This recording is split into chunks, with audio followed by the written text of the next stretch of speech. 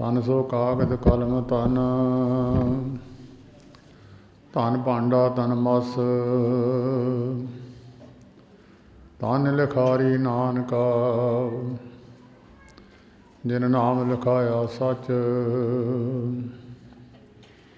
ਧਨ ਲਿਖਾਰੀ ਨਾਨਕਾ, ਜਿਨ ਨਾਮ ਲਿਖਾਇਆ ਸੱਚ। ਏਕ ਓੰਕਾਰਾ ਸਤਿਗੁਰੂ ਤੇ ਪ੍ਰਸਾਦ ਸੱਚ ਹੋਏ। ਵਾਹਿਗੁਰੂ ਜੀ ਕੀ ਫਤਿਹ ਹੈ। ਬੇਗਨ ਬਨਾਸਨ ਸੋਏ। ਵਾਹਿਗੁਰੂ ਜੀ ਕੀ ਫਤਿਹ ਹੈ। ਬੇਗਨ ਬਨਾਸਨ ਸੋਏ। ਜੁਗੋ ਜੁਗ ਅਟਲ ਚਬਰ ਸਤਰ ਤਖਤ ਦੇ ਮਾਲਕ, ਲੋਕ ਪਰਲੋਕ ਕੇ ਸਹਾਇਕ, ਹਾਜ਼ਰ ਨਾਜ਼ਰ ਦਸਾਂ ਪਾਤਸ਼ਾਹੀਆਂ ਦੇ ਸਰੂਪ ਸਾਹਿਬ ਸ੍ਰੀ ਗੁਰੂ ਗ੍ਰੰਥ ਸਾਹਿਬ ਜੀ ਮਹਾਰਾਜ, ਤਿਨਾਂ ਦੇ ਪਵਿੱਤਰ ਚਰਨਾਂ ਵਿੱਚ ਸੰਗਰਾਂਦ ਦਾ ਪਵਿੱਤਰ ਦਿਹਾੜਾ ਮਨਾਉਣ ਵਾਸਤੇ ਗੁਰੂ ਨਾਲ ਪ੍ਰੇਮ ਰੱਖਣ ਵਾਲੀਆਂ ਰੂਹਾਂ, ਗੁਰੂ ਤੇ ਸ਼ਰਧਾ ਪਿਆਰ ਰੱਖਣ ਵਾਲੇ ਸਰੀਰ, ਜਿਤਨੇ ਵੀ ਗੁਰੂ ਗ੍ਰੰਥ ਸਾਹਿਬ ਜੀ ਮਹਾਰਾਜ ਦੀ ਹਾਜ਼ਰੀ ਵਿੱਚ ਜੁੜ ਬੈਠੇ ਹਨ। ਪਿਛਲਾ ਮਹੀਨਾ ਬਹੁਤ ਸਾਰਿਆਂ ਦਾ ਸੁੱਖ ਸ਼ਾਂਤੀ ਨਾਲ ਬਤੀਤ ਹੋਇਆ ਹੋਵੇਗਾ, ਪਰ ਬਹੁਤਿਆਂ ਦਾ ਕਸ਼ਟ ਦੇ ਨਾਲ ਵੀ ਜ਼ਰੂਰ ਬੀਤਿਆ ਹੋਵੇਗਾ। ਕਈਆਂ ਨੂੰ ਸਰੀਰਾਂ ਦੇ ਕਸ਼ਟ ਨੇ, ਕਈ ਸਰੀਰਾਂ ਦੇ ਕਸ਼ਟ ਤੋਂ ਉੱਤੇ ਉੱਠ ਜਾਂਦੇ, ਕਈਆਂ ਦੇ ਮਨ ਦੁਖੀ ਨੇ, ਕਈ ਸੰਸਾਰਕ ਪਦਾਰਥਾਂ ਤੋਂ ਔਖੇ ਨੇ। ਆਪਣੇ ਆਪਣੇ ਮਨ ਬਿਰਤੀ ਦੇ ਅਨੁਸਾਰ ਮਨੁੱਖ ਸੁਖੀ ਹੋਣ ਦਾ ਯਤਨ ਕਰਦਾ ਹੈ। ਕਈ ਸਰੀਰ ਪੱਖੋਂ ਔਖੇ ਹਨ, ਬਿਮਾਰੀਆਂ ਹਨ, ਸਰੀਰ ਨੂੰ ਕਸ਼ਟ ਹਨ, ਦਰਦ ਹਨ। ਉਹਨਾਂ ਕੋਲ ਪਦਾਰਥਾਂ ਦੀ ਕੋਈ ਘਾਟ ਨਹੀਂ ਹੁੰਦੀ, ਪ੍ਰਭਤਾ ਦੀ ਕੋਈ ਘਾਟ ਨਹੀਂ ਹੁੰਦੀ, ਪਰ ਜਦੋਂ ਦਵਾਈਆਂ ਘਾਟ ਨਾ ਕਰਨ, ਦਵਾਈਆਂ ਵੀ ਮਨੁੱਖ ਲੈਂਦਿਆਂ ਹੋਇਆਂ ਸਰੀਰ ਦੇ ਕਸ਼ਟ ਦੂਰ ਨਹੀਂ ਹੁੰਦੇ। ਪਦਾਰਥ ਉਸ ਮਨੁੱਖ ਨੂੰ ਕੋਈ ਆਸਰਾ ਨਹੀਂ ਕਰਦੇ। ਕਈ ਮਨੁੱਖਾਂ ਕੋਲ ਪਦਾਰਥ ਨਹੀਂ ਹਨ। ਜਿਸ ਗ੍ਰਹਿ ਥੋਰੀ ਤਿਸ ਗ੍ਰਹਿ, ਜਿਸ ਗ੍ਰਹਿ ਬਹੁਤੀ ਤਿਸ ਗ੍ਰਹਿ ਚਿੰਤਾ, ਜਿਸ ਗ੍ਰਹਿ ਥੋਰੀ ਸੋ ਫਿਰੇ ਪਰਮੰਤਾ। ਜਿਹੜੇ ਕੋਲ ਪਦਾਰਥ ਨਹੀਂ ਹਨ ਉਹ ਮਨ ਕਰਕੇ ਦੁਖੀ ਹੈ। ਜਿਹਦੇ ਕੋਲ ਪਦਾਰਥ ਹਨ ਉਹ ਤਨ ਕਰਕੇ ਦੁਖੀ ਹੈ। ਕਈ ਮਨੁੱਖਾਂ ਕੋਲ ਤਨ ਵੀ ਠੀਕ ਹੈ, ਮਨ ਵੀ ਠੀਕ ਹੈ, ਤਨ ਦੇ ਪਦਾਰਥ ਵੀ ਸਾਰੇ ਹੀ ਨੇ, ਸਰੀਰ ਕਰਕੇ ਵੀ ਠੀਕ ਨੇ, ਉਹਨਾਂ ਦੇ ਸਰੀਰ ਨੂੰ ਵੀ ਕੋਈ ਰੋਗ ਨਹੀਂ ਹੈ। ਉਹ ਕਈ ਹੋਰ ਸੰਸਾਰਕ ਐਸੇ ਕਾਰਜ ਨੇ ਜਿਨ੍ਹਾਂ ਕਾਰਜਾਂ ਕਰਕੇ ਮਨੁੱਖ ਵੀ ਦੁਖੀ ਹੈ।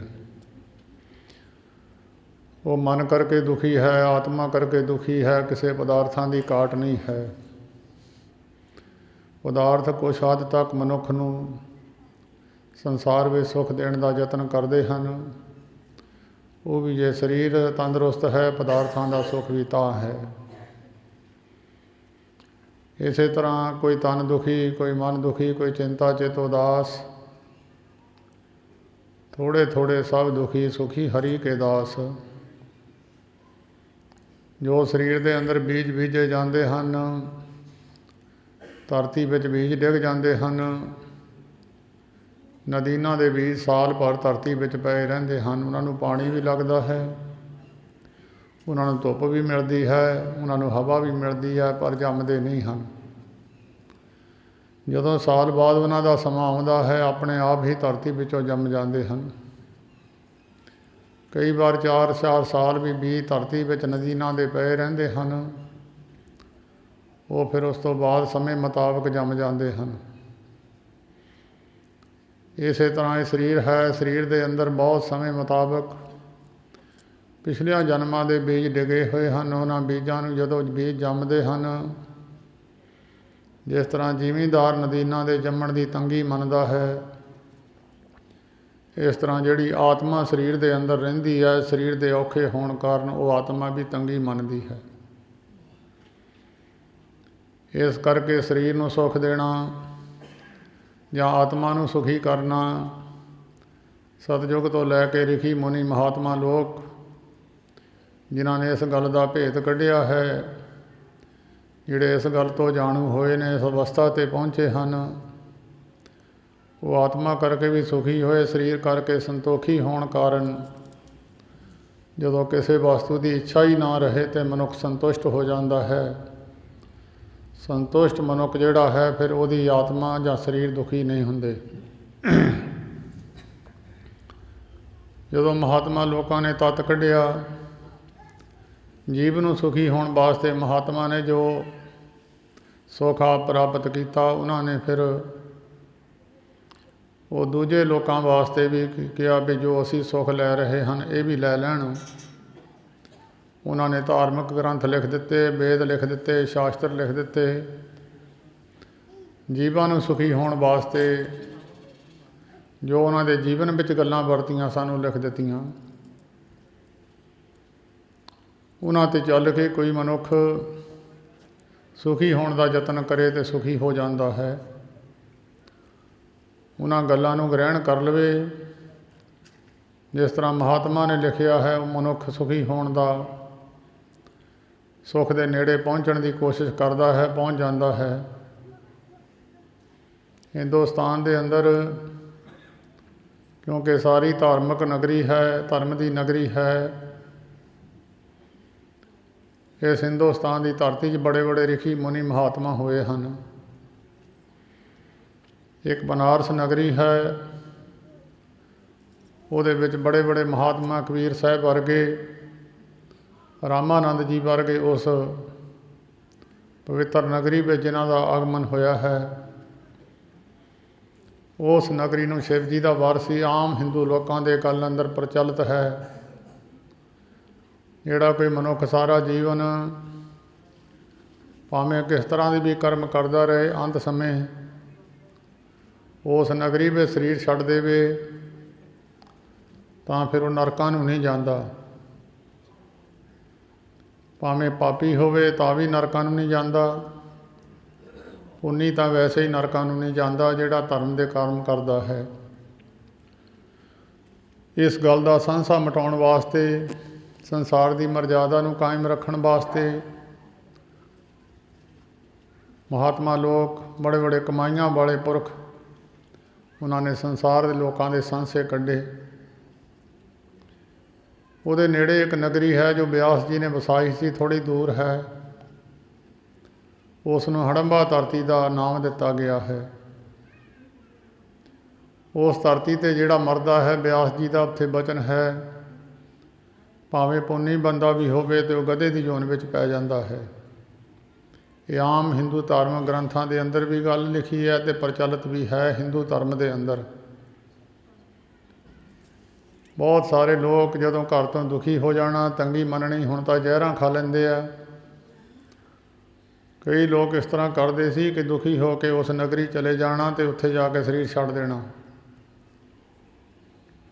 महापुरुष मैनूं दसदे सी, एक खूह सी उत्थे, खूह बड़ा वड्डा सी, हाले भी है, उहदे उत्ते एक आरा लाया होया सी, बड़ा तिखा, जिहड़ा अंग्रेज गौरमेंट ने पट्टिया सी, नहीं तां बहुत सारे लोग घरों दुखी होकर चले जाना, उस खूह के उत्ते खड़ के उस आरे के उपर डिग जाना तो दो टोटे होकर खूह के विच डिग जाना।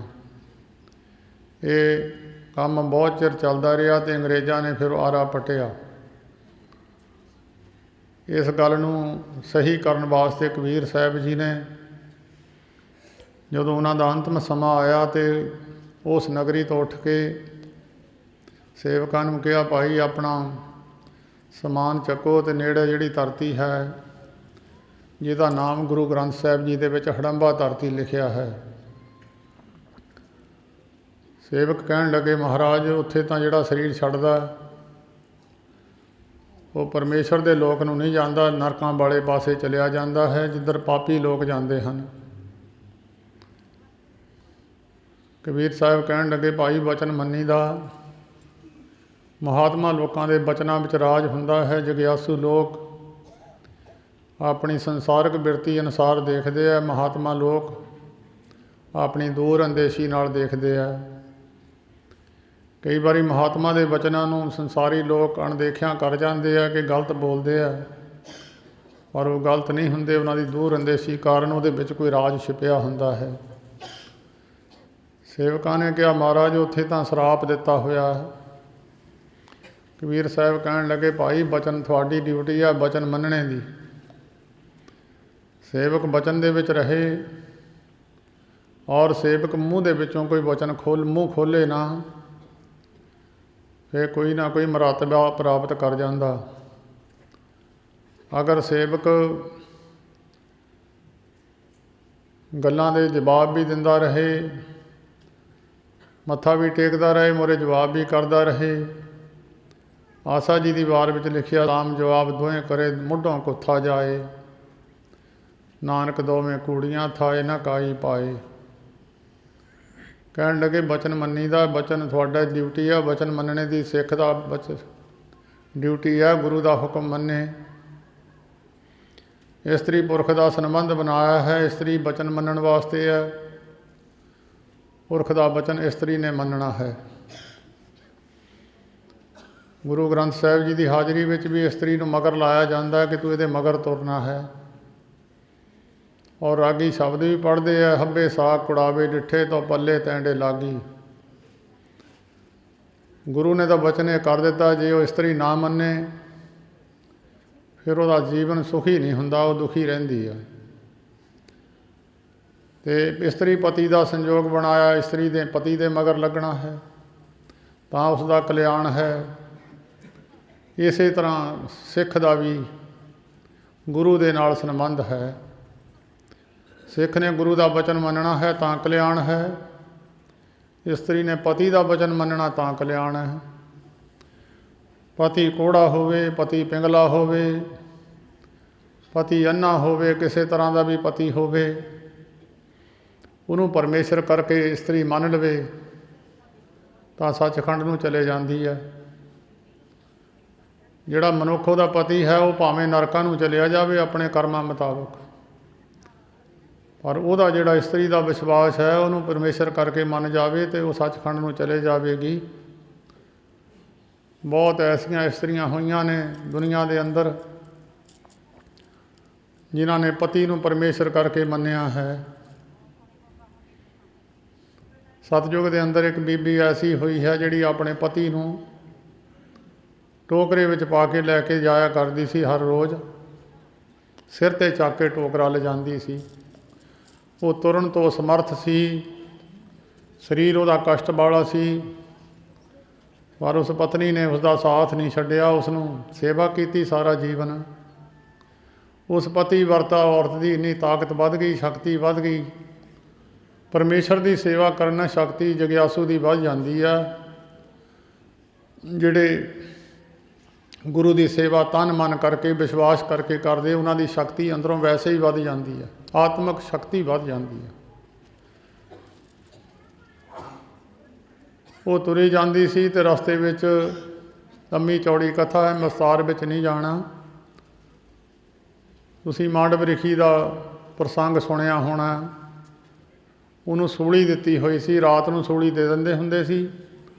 ਅੱਜ ਵੀ ਅਰਬਾਂ ਵਿੱਚ ਚੌਂਕ ਦੇ ਵਿੱਚ ਜਿੱਥੋਂ ਦੁਨੀਆ ਲੰਘਦੀ ਹੈ ਉੱਥੇ ਉਹਦਾ ਸਜ਼ਾ ਦਿੱਤੀ ਜਾਂਦੀ ਹੈ। ਕਿਸੇ ਦਾ ਗਲ ਵੱਢ ਦਿੰਦੇ ਆ, ਕਿਸੇ ਨੂੰ ਪੱਥਰ ਮਾਰ ਕੇ ਮਾਰਦੇ ਆ।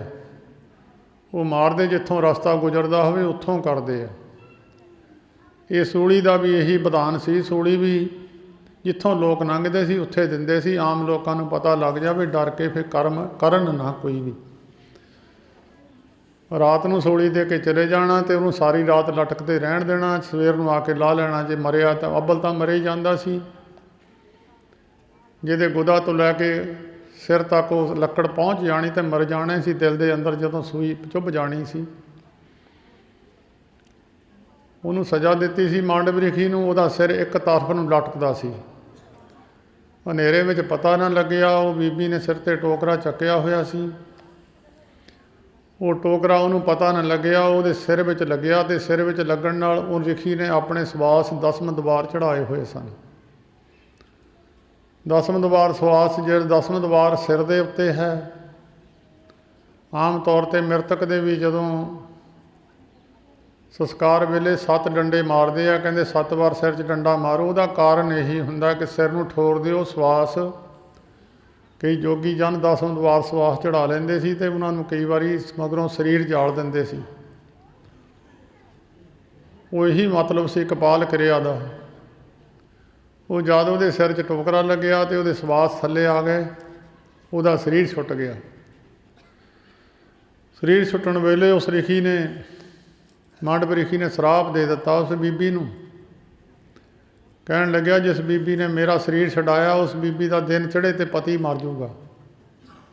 ਉਸ ਬੀਬੀ ਨੇ ਕੰਨ ਦੇ ਨਾਲ ਸਰਾਪ ਸੁਣ ਲਿਆ। ਉੱਥੇ ਹੀ ਟੋਕਰਾ ਲਾ ਕੇ ਬੀਬੀ ਚੌਂਕੜਾ ਮਾਰ ਕੇ ਬੈਠ ਗਈ ਸ਼ਬਦ ਦੇ ਅਭਿਆਸ ਵਿੱਚ। ਜਦੋਂ ਸ਼ਬਦ ਨਾਲ ਮਨੁੱਖ ਜੁੜਦਾ, ਪਰਮੇਸ਼ਰ ਨਾਲ ਜੁੜ ਜਾਂਦਾ। ਸ਼ਬਦ ਸਰੂਪ ਹੀ ਪਰਮੇਸ਼ਰ ਹੈ। ਜਿਹੜੀ ਅੰਦਰ ਆਤਮਾ ਇੱਧਰ ਉੱਧਰ ਦੌੜੀ ਫਿਰਦੀ ਉਹੀ ਪਰਮੇਸ਼ਰ ਹੈ। ਜਿਹੜਾ ਉਹਨੂੰ ਫੜ ਲੈਂਦਾ ਉਹ ਪਰਮੇਸ਼ਰ ਨੂੰ ਫੜ ਲੈਂਦਾ। ਉਹਨੂੰ ਫੜਨ ਵਾਸਤੇ ਬੜੇ ਯਤਨ ਮਹਾਤਮਾ ਨੇ ਦੱਸੇ ਆ। ਕਿਸੇ ਨੇ ਕੁਛ, ਕਿਸੇ ਨੇ ਕੁਛ। ਬੜੇ ਬੜੇ ਰਿਖੀ ਮੁਨੀ ਪੁੱਠੇ ਲਟਕ ਕੇ, ਧੂਣੀਆਂ ਤਾਪ ਕੇ, ਬੜੇ ਔਖੇ ਹੋ ਕੇ ਉਹ ਅੰਦਰ ਜਿਹੜੀ ਦੌੜੀ ਫਿਰਦੀ ਆਤਮਾ ਉਸ ਨੂੰ ਫੜਨਾ ਸੀ। ਟਿਕਾਅ ਵਿੱਚ ਨਹੀਂ ਸੀ, ਉਹ ਪਰਮੇਸ਼ਰ ਸੀ। ਉਹ ਬੀਬੀ ਪਹਿਲੇ ਟਿਕਾਅ ਵਿੱਚ ਸੀ। ਉਹਨੇ ਚੌਂਕੜਾ ਮਾਰ ਲਿਆ, ਕਹਿੰਦੀ ਸੂਰਜ ਚੜ੍ਹੇਗਾ ਨਹੀਂ। ਉਸ ਬੀਬੀ ਨੇ ਚੌਕੜਾ ਮਾਰ ਕੇ ਧਿਆਨ ਧਰਿਆ। ਧਿਆਨ ਧਰ ਕੇ ਸੂਰਜ ਨੂੰ ਰੋਕ ਦਿੱਤਾ। ਦੇਵੀ ਦੇਵਤੇ ਹੁਕਮ ਵਿੱਚ ਖੜ੍ਹੇ ਆ। ਗਾਵਨ ਤੁਧਨੋ ਪਾਉਣ ਪਾਣੀ ਵੈ ਸੰਤਰ ਗਾਵੈ ਰਾਜਾ ਧਰਮ ਦੁਆਰੇ। ਸਾਰੇ ਦੇਵਤੇ ਹੁਕਮ ਵਿੱਚ ਖੜ੍ਹੇ ਆ। ਜਿਹਦੀ ਪਰਮੇਸ਼ਰ ਨਾਲ ਸਿੱਧੀ ਗੱਲ ਹੋ ਜਾਂਦੀ ਆ, ਉਹ ਫਿਰ ਜਿਹੜੇ ਮਰਜ਼ੀ ਦੇਵੀ ਦੇਵਤੇ ਨੂੰ ਰੋਕ ਦੇਵੇ, ਉਹਦੀ ਤਾਕਤ ਬਣ ਜਾਂਦੀ ਹੈ। ਇੱਕ ਦੀ ਵੱਡੇ ਨਾਲ ਤਾਕਤ ਬਣੀ, ਜਿਹਦੇ ਹੁਕਮ ਵਿੱਚ ਸਾਰੇ ਆ, ਅਤੇ ਉਹਦੇ ਹੁਕਮ ਵਿੱਚ ਹੀ ਸਾਰੇ ਦੇਵੀਆਂ ਦੇਵਤੇ ਬਣ ਜਾਂਦੇ ਆ। ਸਾਰੇ ਜਿੰਨੇ ਵੀ ਮਹਾਤਮਾ ਲੋਕ ਤਾਂ ਹੀ ਮੀਂਹ ਪਵਾ ਦਿੰਦੇ, ਹੁਕਮ ਵਿੱਚ ਹੀ ਆ ਸਾਰੇ ਖੜ੍ਹੇ, ਜਿਨ੍ਹਾਂ ਦੀ ਪਰਮੇਸ਼ਰ ਨਾਲ ਬਣ ਆਉਂਦੀ ਆ। ਸੂਰਜ ਫਿਰ ਚੜ੍ਹਿਆ ਨਹੀਂ। ਆਪਣੀ ਮਰਜ਼ਾਦਾ ਅਨੁਸਾਰ ਸੂਰਜ ਅਤੇ ਚੰਦਰਮਾ 1 ਮਿੰਟ ਦਾ ਵੀ ਅੱਗਾ ਪਿੱਛਾ ਨਹੀਂ ਕਰਦੇ, ਹੁਕਮ ਵਿੱਚ ਚੱਲਦੇ ਆ। ਮਨੁੱਖ ਅੱਗਾ ਪਿੱਛਾ ਕਰ ਜਾਂਦੇ ਆ, ਦੁਨੀਆ ਅੱਗੇ ਪਿੱਛੇ ਕਾਰਜ ਕਰ ਜਾਂਦੀ ਆ। ਇਹ ਦੇਵੀ ਦੇਵਤੇ ਜਿਹੜੇ ਹੁਕਮ ਵਿੱਚ 1 ਮਿੰਟ ਵੀ ਅੱਗਾ ਪਿੱਛਾ ਨਹੀਂ ਕਰਦੇ, ਪੂਰੇ ਸਮੇਂ ਅਨੁਸਾਰ ਜਿੱਥੇ ਜਿੱਥੇ ਜਾਣਾ ਹੈ ਉੱਥੇ ਉੱਥੇ ਪਹੁੰਚਦੇ ਆ। ਪੈ ਵਿੱਚ ਸੂਰਜ ਪੈ ਵਿੱਚ ਚੰਦ ਕੋ ਕਰੋੜੀ ਚਲਤ ਨਾ ਅੰਤ। ਸਾਰੇ ਬ੍ਰਹਿਮੰਡ ਵਿੱਚ ਹਾਹਾਕਾਰ ਮਚ ਗਈ, ਸੂਰਜ ਨਹੀਂ ਚੜ੍ਹਿਆ। ਦੇਵਤਿਆਂ ਨੇ ਦੇਖਿਆ ਵੀ, ਪਤਾ ਕੀਤਾ ਵੀ ਸੂਰਜ ਕਿਉਂ ਨਹੀਂ ਚੜ੍ਹ ਰਿਹਾ, ਆਪਣੀ ਮਰਜ਼ਾਦਾ ਕਿਉਂ ਭੰਗ ਕਰ ਦਿੱਤੀ। ਪਤਾ ਲੱਗਿਆ ਇੱਕ ਬੀਬੀ ਹੈ ਮਾਤ ਲੋਕ ਦੇ ਵਿੱਚ, ਪਤੀ ਵਰਤਾ ਔਰਤ ਹੈ, ਉਸਨੇ ਸੂਰਜ ਨਹੀਂ ਚੜ੍ਹਨ ਦਿੰਦੀ। ਉਹ ਸਾਰੇ ਦੇਵਤੇ ਇਕੱਠੇ ਹੋ ਕੇ ਬੀਬੀ ਦੇ ਚਰਨਾਂ 'ਚ ਪਹੁੰਚੇ, ਜਿੱਥੇ ਉਹ ਇਕਾਗਰ ਹੋ ਕੇ ਬੈਠੀ ਸੀ। ਇਕਾਗਰ ਹੋਣਾ ਹੀ ਬੜੀ ਔਖੀ ਗੱਲ ਹੈ। ਜਦੋਂ ਕਿਸੇ ਦੇ ਨਿਸ਼ਾਨਾ ਮਾਰਨਾ ਹੋਵੇ, ਨਿਸ਼ਾਨ 'ਚ ਹੀ ਇਕਾਗਰ ਹੁੰਦਾ ਤਾਂ ਨਿਸ਼ਾਨਾ ਲੱਗਦਾ। ਜਦੋਂ ਸੂਈ 'ਚ ਧਾਗਾ ਪਾਉਣਾ ਹੋਵੇ ਤਾਂ ਵੀ ਮਨ ਇਕਾਗਰ ਕਰਨਾ ਪੈਂਦਾ, ਸੂਈ 'ਚ ਧਾਗਾ ਤਾਂ ਪੈਂਦਾ, ਨਹੀਂ ਪੈਂਦਾ ਨਹੀਂ। ਇਕਾਗਰ ਹੋਣਾ, ਸ਼ਬਦ ਦੇ ਨਾਲ ਇਕਾਗਰ ਹੋ ਜਾਣਾ, ਉਹਦੀ ਇਕਾਗਰਤਾ ਨੂੰ ਤੋੜਨਾ ਆਮ ਮਨੁੱਖ ਨਹੀਂ ਤੋੜ ਸਕਦਾ, ਜਿਹੜਾ ਪਰਮੇਸ਼ਰ ਨਾਲ ਜੁੜ ਜਾਂਦਾ। ਦੇਵੀ ਦੇਵਤੇ ਆ ਕੇ ਉਹਨਾਂ ਨੇ ਉਸ ਬੀਬੀ ਨੂੰ ਬੇਨਤੀ ਕੀਤੀ। ਅੱਗੋਂ ਬੀਬੀ ਨੇ ਜਵਾਬ ਦਿੱਤਾ, ਸੂਰਜ ਨਹੀਂ ਚੜ੍ਹੇਗਾ, ਮੇਰੇ ਪਤੀ ਦੀ ਮੌਤ ਹੋ ਜਾਣੀ ਹੈ। ਦੇਵਤਿਆਂ ਨੇ ਕਿਹਾ, ਕੋਈ ਗੱਲ ਨਹੀਂ, ਇੱਕ ਵਾਰ ਮਰ ਲੈਣ ਦੇ, ਉਹਦਾ ਸਰਾਪ ਰਿਖੀ ਦਾ ਪੂਰਾ ਹੋ ਲੈਣ ਦੇ, ਅਸੀਂ ਮੁੜ ਕੇ ਉਹਨੂੰ ਜਿਉਂਦਾ ਕਰ ਦੇਵਾਂਗੇ। ਸੋ ਰਹੋ ਵਿਚਾਰ ਉਸੇ ਤਰ੍ਹਾਂ ਹੋਇਆ। ਪਤੀ ਉਹਦਾ ਮਰ ਗਿਆ ਅਤੇ ਬੀਬੀ ਨੇ ਸੂਰਜ ਚੜ੍ਹ ਲੈਣ ਦਿੱਤਾ, ਅਤੇ ਉਹ ਤੋਂ ਬਾਅਦ ਦੇਵੀ ਦੇਵਤਿਆਂ ਨੇ ਉਹਨੂੰ ਰਾਜੀ ਕਰ ਦਿੱਤਾ। ਮਤਲਬ ਗੱਲ ਕੀ ਸੀ? ਪਤਨੀ ਨੇ ਪਤੀ ਦੇ ਹੁਕਮ ਵਿੱਚ ਰਹਿਣਾ ਹੈ, ਸਿੱਖ ਨੇ ਗੁਰੂ ਦੇ ਹੁਕਮ ਵਿੱਚ ਰਹਿਣਾ ਹੈ। ਜੋ ਗੁਰ ਕਹੇ ਸੋਈ ਭਲ ਮਾਨੋ, ਹਰ ਹਰ ਕਥਾ ਨਿਰਾਲੀ। ਭਾਈ ਮੁਰਦਾ ਖਾ ਲਿਆ ਸਤ ਬਚਨ ਜੀ। ਪਾਈਆ ਛੱਪੜ ਵਿੱਚੋਂ ਕੌਲ ਕੱਢ ਲਿਆ ਸਤ ਬਚਨ ਜੀ ਮਹਾਰਾਜ। ਕਈ ਇੱਦਾਂ ਦੇ ਪੇਪਰ ਹੁੰਦੇ ਆ ਜਿਹੜੇ ਮਨੁੱਖ ਕਈ ਵਾਰ ਭਰਮ ਜਾਂਦਾ। ਬੰਦੇ ਨੂੰ ਖਾਣਾ ਬੜਾ ਔਖੀ ਗੱਲ ਹੈ। ਬਾਬਾ ਲਹਿਣਾ ਜੀ ਕਹਿੰਦੇ, ਮਹਾਰਾਜ ਮੈਂ ਤਾਂ ਹੁਕਮ ਬਜਾਉਣਾ। सतगुरु नानक देव महाराज कहन लगे, लैणिया ਇਹ ਕਿੱਕਰ ਤੇ ਚੜ੍ਹ ਜਾ, ਹਲੂਣਾ ਮਾਰਦੇ, ਜਲੇਬੀਆਂ ਮਠਿਆਈਆਂ ਡਿੱਗਣਗੀਆਂ, ਸੰਗਤ ਭੁੱਖੀ ਹੈ। ਬੜੀ ਅਨਹੋਣੀ ਗੱਲ ਹੈ। ਅਸੀਂ ਵੀ ਭਰਮ ਜਾਵਾਂਗੇ, ਤੁਸੀਂ ਵੀ ਭਰਮ ਜਾਓਗੇ। ਇਸ ਇਕਾਗਰਤਾ ਤੇ ਇਸ ਅਵਸਥਾ ਤੇ ਪਹੁੰਚਣਾ ਬੜੀ ਮੁਸ਼ਕਿਲ ਗੱਲ ਹੈ। ਬਾਬਾ ਲਹਿਣਾ ਜੀ ਚੜ੍ਹ ਗਏ ਕਿੱਕਰ ਤੇ। ਕੁਛ ਸੇਵਕਾਂ ਨੇ ਕਿਹਾ ਵੀ ਬਾਬਾ ਜੀ ਤੁਹਾਨੂੰ ਪਤਾ ਕਦੀ ਡਿੱਗੇ ਆ? ਕਹਿੰਦੇ ਡਿੱਗੇ ਨਾ ਡਿੱਗੇ। ਜਲੇਬੀਆਂ ਲੱਡੂ ਮਠਿਆਈਆਂ ਸਿੱਟਣੀਆਂ ਮੇਰਾ ਕੰਮ ਨਹੀਂ ਹੈ, ਮੈਨੂੰ ਡਿਊਟੀ ਹੈ ਤੂੰ ਕਿੱਕਰ ਤੇ ਚੜ੍ਹ ਕੇ ਹਲੂਣ ਦੇ, ਮੈਂ ਤਾਂ ਹਲੂਣਾ ਮਾਰਨਾ, ਬਾਕੀ ਡਿਊਟੀ ਗੁਰੂ ਦੀ ਆ। ਸੇਵਕ ਗੁਰੂ ਦੇ ਹੁਕਮ ਵਿੱਚ ਆ ਜਾਵੇ, ਉਹੀ ਫੋਟੋ ਜਿਹੜੀ ਆ ਗੁਰੂ ਦੀ ਉਹਦੇ ਅੰਦਰ ਆ ਜਾਂਦੀ ਆ। ਸਿਰਫ ਇੱਕ ਸੇਧ ਕਰਨੀ ਹੈ, ਜੇ ਮਾੜੀ ਮੋਟੀ ਵਿੱਚ ਕਮੀ ਰਹਿ ਜਾਂਦੀ ਹੈ ਉਹਦੇ ਅੰਦਰ ਫਿਰ ਗੁਰੂ ਵਾਲੀ ਗੱਲ ਆਉਂਦੀ ਨਹੀਂ ਹੈ। ਜੋ ਗੁਰੂ ਅੰਦਰ ਹੁੰਦੀ ਸਿੱਖ ਦੇ ਅੰਦਰ, ਸਿੱਖ ਨੇ ਆਪਣਾ ਮਨ ਸਾਫ਼ ਕਰਨਾ ਹੈ। ਮਨ ਸਾਫ਼ ਉਨਾ ਚਿਰ ਨਹੀਂ ਹੁੰਦਾ ਜਿੰਨਾ ਚਿਰ ਇਹ ਗੱਲਾਂ ਜਵਾਬ ਸਵਾਲ ਕਰਦਾ ਹੈ। ਸੰਸੇ ਜੀਓ ਮਲੀਨ ਹੈ ਕਤ ਸੰਜਮ ਧੋਤਾ ਜਾਏ। ਇਹ ਸੰਤਾਂ ਨੇ ਕਿੱਦਾਂ ਕਰ ਦਿੱਤਾ, ਇਹ ਸੰਤਾਂ ਨੇ ਕਿੱਦਾਂ ਕਰ ਦਿੱਤਾ, ਅੱਗੇ ਪਿੱਛੇ ਗੱਲਾਂ ਕਰਨੀਆਂ, ਇਹਨੂੰ ਕਹਿੰਦੇ ਸੰਸਾ। ਇਹਨੂੰ ਮਨ ਦੀ ਸਫਾਈ ਕਹਿੰਦੇ। ਇੱਕ ਰਾਜੇ ਦੇ ਕੋਲ ਕਾਰੀਗਰ ਆਏ, ਕਹਿਣ ਲੱਗੇ ਜੀ ਅਸੀਂ ਫੋਟੋ ਬਣਾਉਂਦੇ ਹਾਂ, ਬਹੁਤ ਸੁੰਦਰ ਬਣਾਵਾਂਗੇ, ਜੇ ਆਪ ਦਾ ਹੁਕਮ ਹੋਵੇ ਤਾਂ ਕੰਧ ਦੇ ਉੱਤੇ ਚਿੱਤਰ ਬਣਾਉਂਦੇ ਹਾਂ ਅਸੀਂ ਬੜੇ ਦੇਰ ਦੇ, ਔਰ ਵੱਡੀ ਕਾਬਲੀਅਤ ਆ ਸਾਡੇ ਕੋਲ, ਬੜੇ ਲੋਕ ਸਾਤੋਂ ਬਣਵਾਉਂਦੇ, ਜੇ ਤੁਸੀਂ ਕਹੋ ਤਾਂ ਤੁਹਾਡੇ ਵੀ ਇੱਥੇ ਬਣਾ ਦਿੰਦੇ ਹਾਂ। ਰਾਜੇ ਨੇ ਹੁਕਮ ਦੇ ਦਿੱਤਾ। ਇੱਕ ਵੱਡਾ ਸਾਰਾ ਹਾਲ ਸੀ। ਉਹ ਹਾਲ ਦੇ ਵਿੱਚ ਉਹਨਾਂ ਨੇ ਕਿਹਾ ਦੱਸੋ ਤੁਹਾਨੂੰ ਸਮਾਨ ਕੀ ਚਾਹੀਦਾ? ਉਹਨੇ ਕਈ ਹਜ਼ਾਰਾਂ ਰੁਪਈਆਂ ਦਾ ਸਮਾਨ ਲਿਖਾ ਦਿੱਤਾ, ਰੰਗ ਲਿਆ ਦਿਓ, ਇਹ ਚੀਜ਼ਾਂ ਚਾਹੀਦੀਆਂ। ਉਹ ਲਿਆ ਕੇ ਉੱਥੇ ਫੋਟੋ ਬਣਾਉਣੀ ਸ਼ੁਰੂ ਕਰ ਦਿੱਤੀ। ਕਮਰਾ ਵੱਡਾ ਸੀ, ਉਹਨਾਂ ਨੇ ਕਿਹਾ ਵਿਚਾਲੇ ਪਰਦਾ ਲਾ ਦਿਓ। ਜਿੱਦਾਂ ਇਹ ਵੱਡਾ ਹਾਲ ਹੈ, ਇਹਦੇ ਵਿਚਾਲੇ ਪਰਦਾ ਲਾ ਦਈਏ, ਇੱਧਰਲੇ ਬੰਦਿਆਂ ਨੂੰ ਪਤਾ ਨਹੀਂ ਲੱਗਦਾ ਇੱਧਰ ਕੀ ਹੁੰਦਾ, ਇੱਧਰਲਿਆਂ ਨੂੰ ਪਤਾ ਨਹੀਂ ਲੱਗਦਾ ਇੱਧਰ ਕੀ ਹੁੰਦਾ। ਥੋੜ੍ਹੇ ਦਿਨ ਫੋਟੋ ਬਣਾਉਂਦੇ ਰਹੇ। ਥੋੜ੍ਹੇ ਦਿਨਾਂ ਬਾਅਦ, 15 ਕੁ ਦਿਨਾਂ ਬਾਅਦ ਇੱਕ ਹੋਰ ਬੰਦੇ ਆਏ, ਰਾਜੇ ਨੂੰ ਕਹਿਣ ਲੱਗੇ ਜੀ ਅਸੀਂ ਵੀ ਫੋਟੋ ਬਣਾਉਂਦੇ ਹਾਂ, ਤੁਹਾਡਾ ਹੁਕਮ ਹੋਵੇ। ਸਾਨੂੰ ਪਤਾ ਲੱਗਿਆ ਤੁਸੀਂ ਚਿੱਤਰ ਬਣਵਾਉਂਦੇ ਹੋ, ਇਸ ਕਰਕੇ ਅਸੀਂ ਸੁਣ ਕੇ ਆਏ ਹਾਂ ਕਿ ਰਾਜੇ ਦੇ ਕਾਰੀਗਰ ਆਏ ਹੋਏ ਹੈ, ਸਾਡਾ ਵੀ ਕੋਈ ਕਾਰਾਗਰੀ ਤੁਸੀਂ ਦੇਖ ਲਓ, ਅਸੀਂ ਵੀ ਤੁਹਾਨੂੰ ਆਪਣੀ ਕਾਰਾਗਰੀ ਦਿਖਾਉਣੀ ਚਾਹੁੰਦੇ ਹਾਂ। ਰਾਜੇ ਨੇ ਹੁਕਮ ਕਰ ਦਿੱਤਾ। ਉਸ ਵੱਡੇ ਹਾਲ ਦੇ ਵਿੱਚ ਦੂਜੇ ਪਾਸੇ ਕੰਧ 'ਤੇ ਕਹਿੰਦਾ ਤੁਸੀਂ ਇੱਧਰ ਬਣਾਉਣ ਲੱਗ ਜਾਓ। ਕਹਿੰਦੇ ਤੁਹਾਨੂੰ ਸਮਾਨ ਕੀ ਚਾਹੀਦਾ? ਉਹ ਕਹਿੰਦੇ ਸਮਾਨ ਕੁਛ ਨਹੀਂ ਚਾਹੀਦਾ ਜੀ, ਅਸੀਂ ਸਮਾਨ ਕੋਈ ਲੈਣਾ ਨਹੀਂ ਹੈ, ਸਮਾਨ ਦੀ ਸਾਨੂੰ ਬਹੁਤੀ ਜ਼ਰੂਰਤ ਨਹੀਂ ਆ, ਚਿੱਤਰ ਤੁਹਾਨੂੰ ਬਣਾ ਦੇਵਾਂਗੇ, ਫਿਰ ਜੋ ਤੁਹਾਨੂੰ ਜਿੱਦਾਂ ਚੰਗਾ ਲੱਗੇ, ਪੈਸਾ ਵੀ ਅਸੀਂ ਕੋਈ ਲੈਣਾ ਨਹੀਂ, ਤੁਸੀਂ ਸਾਡੀ ਕਾਬਲੀਅਤ ਦੇਖ ਕੇ ਜੋ ਤੁਸੀਂ ਦੇਣਾ ਹੋਊਗਾ ਤੁਹਾਡੀ ਖੁਸ਼ੀ ਆ। 6 ਮਹੀਨੇ ਦਾ ਸਮਾਂ ਉਹਨਾਂ ਨੂੰ ਦਿੱਤਾ। 6 ਮਹੀਨੇ ਦਾ ਸਮਾਂ ਉਹਨਾਂ ਨੂੰ ਦਿੱਤਾ। 6 ਮਹੀਨੇ ਬਾਅਦ ਜਿਹੜੇ ਪਹਿਲੇ ਕਾਰੀਗਰ ਆਏ ਹੋਏ ਸੀ ਉਹਨਾਂ ਨੇ ਫੋਟੋ ਬਣਾਈ। ਉਹ ਰਾਜੇ ਨੂੰ ਜਾ ਕੇ ਕਹਿਣ ਲੱਗੇ ਜੀ ਸਾਡਾ ਚਿੱਤਰ ਤਿਆਰ ਹੈ, ਫੋਟੋ ਤਿਆਰ ਹੈ, ਆ ਜਾਓ। ਥੋੜ੍ਹੇ ਕੁ ਸਮੇਂ ਬਾਅਦ ਜਿਹੜੇ ਦੂਜੇ ਕਾਰੀਗਰ ਸੀ ਉਹ ਵੀ ਚਲੇ ਗਏ। ਕਹਿੰਦੇ ਜੀ ਸਾਡਾ ਵੀ ਫੋਟੋ ਤਿਆਰ ਹੈ। ਪਹਿਲਾਂ ਰਾਜੇ ਨੇ ਜਿਨ੍ਹਾਂ ਨੇ ਕਿਹਾ ਸੀ, ਰਾਜਾ ਉਹਨਾਂ ਦੇ ਵਾਲੇ ਪਾਸੇ ਗਿਆ। ਬਹੁਤ ਸੁੰਦਰ ਫੋਟੋ ਤਿਆਰ ਕੀਤੀ ਹੈ, ਬੜਾ ਚਿੱਤਰ ਦੇਖ ਕੇ ਮਨ ਨੂੰ ਮੋਹਦਾ, ਬੜੀ ਕਲਾ ਦਿਖਾ ਲਈ ਉਹਨਾਂ ਨੇ। ਇੰਨੀ ਕਲਾ ਦੇਖ ਕੇ ਰਾਜਾ ਬੜਾ ਖੁਸ਼ ਹੋਇਆ, ਕਹਿਣ ਲੱਗਾ ਵੀ ਬਹੁਤ ਕਲਾ ਹੈ ਤੁਹਾਡੇ ਅੰਦਰ, ਇੱਦਾਂ ਦਾ ਚਿੱਤਰ ਜਾਂ ਫੋਟੋ ਮੈਂ ਪਹਿਲਾਂ ਦੇਖਿਆ ਨਹੀਂ। ਉਹ ਕਾਰੀਗਰ ਨਾਲ ਹੀ ਤੁਰੇ ਹੋਏ ਸਨ। ਦੂਜੇ ਵਾਲੇ ਪਾਸੇ ਵੀ ਕਹਿੰਦੇ ਮਹਾਰਾਜ ਸਾਡੇ ਵਾਲੇ ਪਾਸੇ ਵੀ ਆ ਜਾਓ। ਰਾਜਾ ਕਹਿੰਦਾ ਪਰਦਾ ਪਰੇ ਕਰ ਦਿਓ, ਇੱਧਰੋਂ ਸਿੱਧੇ ਚਲੇ ਜਾਂਦੇ ਆ। ਜਾਂਦਿਆਂ ਹੋਇਆਂ ਜਦ ਫੋਟੋ ਇਹਨਾਂ ਦੀ ਦੇਖੀ, ਉਹਦੇ ਨਾਲੋਂ ਵੀ ਜ਼ਿਆਦਾ ਹੀ ਵਧੀਆ, ਕੋਈ ਰੰਗ ਨਹੀਂ, ਕੋਈ ਪੈਸਾ ਨਹੀਂ। ਰਾਜਾ ਕਹਿਣ ਲੱਗਿਆ ਤੁਸੀਂ ਫੋਟੋ ਕਿਸ ਤਰ੍ਹਾਂ ਬਣਾਈ ਹੈ? ਤੁਸੀਂ ਕੋਈ ਪੈਸਾ ਨਹੀਂ ਖਰਚਿਆ ਔਰ ਤੁਹਾਡੀ ਫੋਟੋ ਉਹਦੇ ਨਾਲੋਂ ਜ਼ਿਆਦਾ ਵਧੀਆ ਹੈ। ਉਹਨਾਂ ਦਾ ਜਿਹੜਾ ਮੁਖੀ ਬੰਦਾ ਸੀ ਕਹਿਣ ਲੱਗਾ ਜੀ ਅਸੀਂ ਫੋਟੋ ਧੱਕੀ ਬਣਾਉਣੀ ਸੀ।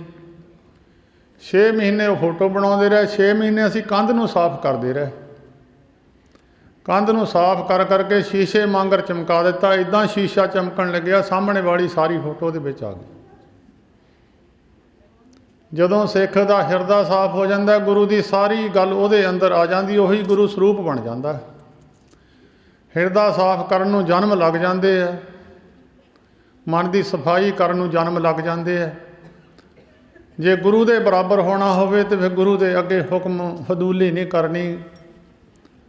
ਅਤੇ ਜੇ ਜੋ ਗੁਰ ਕਹੇ ਸੋਈ ਪਲ ਮਾਨੋ, ਜਿਹੜਾ ਬਚਨ ਕੀਤਾ ਸਾਰੀ ਜ਼ਿੰਦਗੀ ਉਹਦੇ 'ਤੇ ਜੋ ਸੰਤੋ ਸਾਗਰ ਪਾਰ ਉਤਰੀਐ, ਜੇ ਕੋ ਬਚਨ ਕਮਾਵੈ ਸੰਤਨ ਕਾ ਸੋ ਗੁਰ ਪ੍ਰਸਾਦੀ ਤਰੀਐ।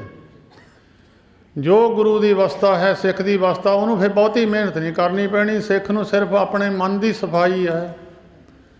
ਬੜੇ ਲੋਕ ਬਾਣੀ ਗਾਉਂਦੇ ਆ, ਬੜੇ ਪੜ੍ਹਦੇ ਆ, ਗੁਰਦੁਆਰਿਆਂ ਵਿੱਚ ਸੇਵਾ ਕਰਦੇ ਆ,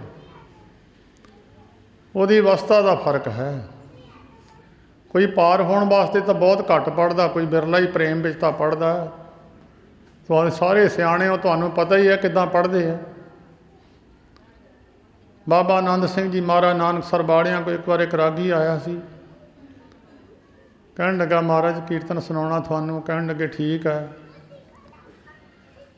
ਕਹਿਣ ਲੱਗੇ ਮਹਾਰਾਜ ਕਿਹੜੀ ਟੇਕ 'ਤੇ ਕੀਰਤਨ ਕਰੀਏ? ਕਹਿੰਦੇ ਮਹਾਰਾਜ ਬਾਬਾ ਜੀ ਕਹਿੰਦੇ ਜਿਹੜੀ ਮਰਜ਼ੀ ਟੇਕ 'ਤੇ ਕਰਦੇ, ਗੁਰੂ ਨਾਨਕ ਦੀ ਵਡਿਆਈ ਕਰ। ਉਹਨੇ ਫਿਰ ਬਚਨ ਕਰਤਾ ਮਹਾਰਾਜ ਜਿਹੜੀ ਤੁਸੀਂ ਕਹੋ, ਕਿਉਂਕਿ ਰਾਗੀ ਵਿਦਵਾਨ ਸੀ, ਉਹ ਰਾਗ ਵਿਦਿਆ ਦਾ ਵੀ ਜਾਣੂ ਸੀ। ਦੁਬਾਰਾ ਫਿਰ ਉਹਨੇ ਬਚਨ ਕਰਤਾ। ਬਾਬਾ ਜੀ ਕਹਿਣ ਲੱਗੇ ਜਿਹੜੀ ਮਰਜ਼ੀ ਟੇਕ ਲਾ ਲਾ, ਪਰਮੇਸ਼ਰ ਦੀ ਵਡਿਆਈ ਕਰ। ਉਹਨੇ ਤੀਜਾ ਬਚਨ ਫਿਰ ਕਰ ਦਿੱਤਾ। ਬਾਬਾ ਜੀ ਨੇ ਗਲ 'ਚੋਂ ਲਾਹ ਕੇ ਪਰਨਾ ਜਿਹੜਾ ਹਜੂਰੀਆ ਸੀ ਮੋਹਰੇ ਵਿਛਾ ਦਿੱਤਾ। ਕਹਿੰਦੇ ਗੁਰਮੁਖਾ ਗੱਲ ਇੱਕ ਹੈ, ਇੱਕ ਰੰਡੀ ਮਾਂ ਹੈ, ਉਹਦਾ ਇੱਕੋ ਹੀ ਪੁੱਤ ਆ, ਜਵਾਨ ਆ, ਚੜ੍ਹਦੀ ਉਮਰ ਹੈ, ਉਹਨੂੰ ਹੋਰ ਕੋਈ ਦੁਨੀਆ 'ਚ ਆਸਰਾ ਹੈ ਨਹੀਂ। ਇੱਕੋ ਪੁੱਤ ਆ ਵੀ ਮੈਨੂੰ ਆਸਰਾ ਕਰੂਗਾ, ਬੁਢੇਪੇ ਵਿੱਚ ਮੈਨੂੰ ਚੱਕੂਗਾ, ਮੈਨੂੰ ਦੁੱਖ ਸੁੱਖ ਵਿੱਚ ਮੇਰੀ ਮਦਦ ਕਰੂਗਾ, ਹੋਰ ਤਾਂ ਕੋਈ ਆਸਰਾ ਹੈ ਹੀ ਨਹੀਂ ਹੈ। ਕਹਿੰਦੇ ਨੇਤ ਪਰਮੇਸ਼ਰ ਦੀ ਉਹ ਰੰਡੀ ਮਾਂ ਦਾ ਚੜ੍ਹਦੀ ਜਵਾਨੀ 'ਚ ਪੁੱਤ ਮਰ ਗਿਆ। ਇਹ ਜਿਹੜਾ ਮੈਂ ਹਜੂਰੀਆ ਵਿਛਾਇਆ, ਸਮਝ ਲਿਆ ਇਹਦੇ ਥੱਲੇ ਮੁੰਡੇ ਦੀ ਲਾਸ਼ ਹੀ ਪਈ ਹੈ। ਉਹ ਰੰਡੀ ਮਾਂ ਜਦੋਂ ਉਹਦੀ ਅਰਥੀ ਚੱਕਣ ਲੱਗਦੇ ਆ, ਉਹ ਜਿਹੜਾ ਕੀਰਨਾ ਪਾਉਂਦੀ ਆ, ਉਹਦੇ ਉਸ ਟੇਕ 'ਤੇ ਕੀਰਤਨ ਕਰ। ਰਾਗੀ ਚੁੱਪ ਕਰ ਗਿਆ। ਕਹਿੰਦੇ ਇਹਦੇ ਤੋਂ ਜ਼ਿਆਦਾ ਕੀਰਨੇ ਪੈਣ ਤਾਂ ਗੁਰੂ ਨਾਨਕ ਮੰਨਦਾ ਨਹੀਂ ਹੈ। ਜਿੰਨੀ ਮਰਜ਼ੀ ਕੀਰਤਨ ਕਰੀ ਜਾ, ਦਿਨ ਰਾਤ ਕਰੀ ਜਾ, ਭਾਵੇਂ ਕੋਈ ਗਾਵੇ ਰਾਗੀ ਨਾਦੀ ਬੇਦੀ ਬਹੁ ਭਾਤ ਕਰ, ਨ ਹਰ ਹਰ ਭੀਜੈ ਰਾਮ ਰਾਜੇ। ਜਿਨ੍ਹਾਂ ਅੰਤਰ ਕਪਟ ਬਕਾਰ ਹੈ ਤੇ ਨਾ ਰੋਏ ਕਿਆ ਕੀਜੈ। ਜੇ ਪੈਸਿਆਂ ਲਈ ਗਾਉਣਾ ਤਾਂ ਫਿਰ ਇਹ ਥੋੜ੍ਹਾ ਪ੍ਰਾਪਤੀ ਹੈ, ਭਾਵੇਂ ਸਾਰੀ ਜ਼ਿੰਦਗੀ ਗਾਈ ਜਾਓ। ਜਿਨ੍ਹਾਂ ਦੇ ਅੰਦਰ ਕਪਟ ਭਰਿਆ ਹੋਇਆ, ਬਕਾਰਾਂ ਨਾਲ ਭਰਿਆ ਹੋਇਆ, ਜਿੰਨੀ ਮਰਜ਼ੀ ਸਿਫਤ ਸਲਾਹ ਕਰੀ ਜਾਣ, ਤਿਨਾਂ ਰੋਏ ਕਿਆ ਕੀਜੈ, ਰੋਈ ਜਾਣ। ਇੱਕ ਮਾਂ ਆ, ਜਦੋਂ ਉਹਦੇ ਸਾਹਮਣੇ ਬੱਚਾ ਰੋਂਦਾ, ਉਹ ਜਾਣ ਦੀ ਪਖੰਡ ਕਰਦਾ। ਕਈ ਵਾਰੀ ਮੁੰਡਾ ਆਪਣੀ ਲੱਤਾਂ ਮਾਰਨ ਲੱਗ ਪੈਂਦਾ, ਉਹ ਮਾਂ ਜਾਣ ਦੀ ਪਖੰਡ ਕਰਦਾ, ਉਹ ਦਿੰਦੀ ਨਹੀਂ ਕੁਛ ਵੀ ਉਹਨੂੰ। ਜਦੋਂ ਭੁੱਖਾ ਹੁੰਦਾ ਉਹਨੂੰ ਪਤਾ ਵੀ ਸੱਚਾ ਰੋਂਦਾ ਏ, ਫਿਰ ਉਹ ਚੱਕ ਕੇ ਦੁੱਧ ਦੇ ਦਿੰਦੀ। ਮਾਂ ਜਾਣਦੀ ਹੈ ਪਖੰਡੀ ਹੈ ਕਿ ਨਹੀਂ, ਗੁਰੂ ਜਾਣਦਾ ਇਹਦੇ ਅੰਦਰ ਪਖੰਡ ਹੈ ਕਿ ਨਹੀਂ।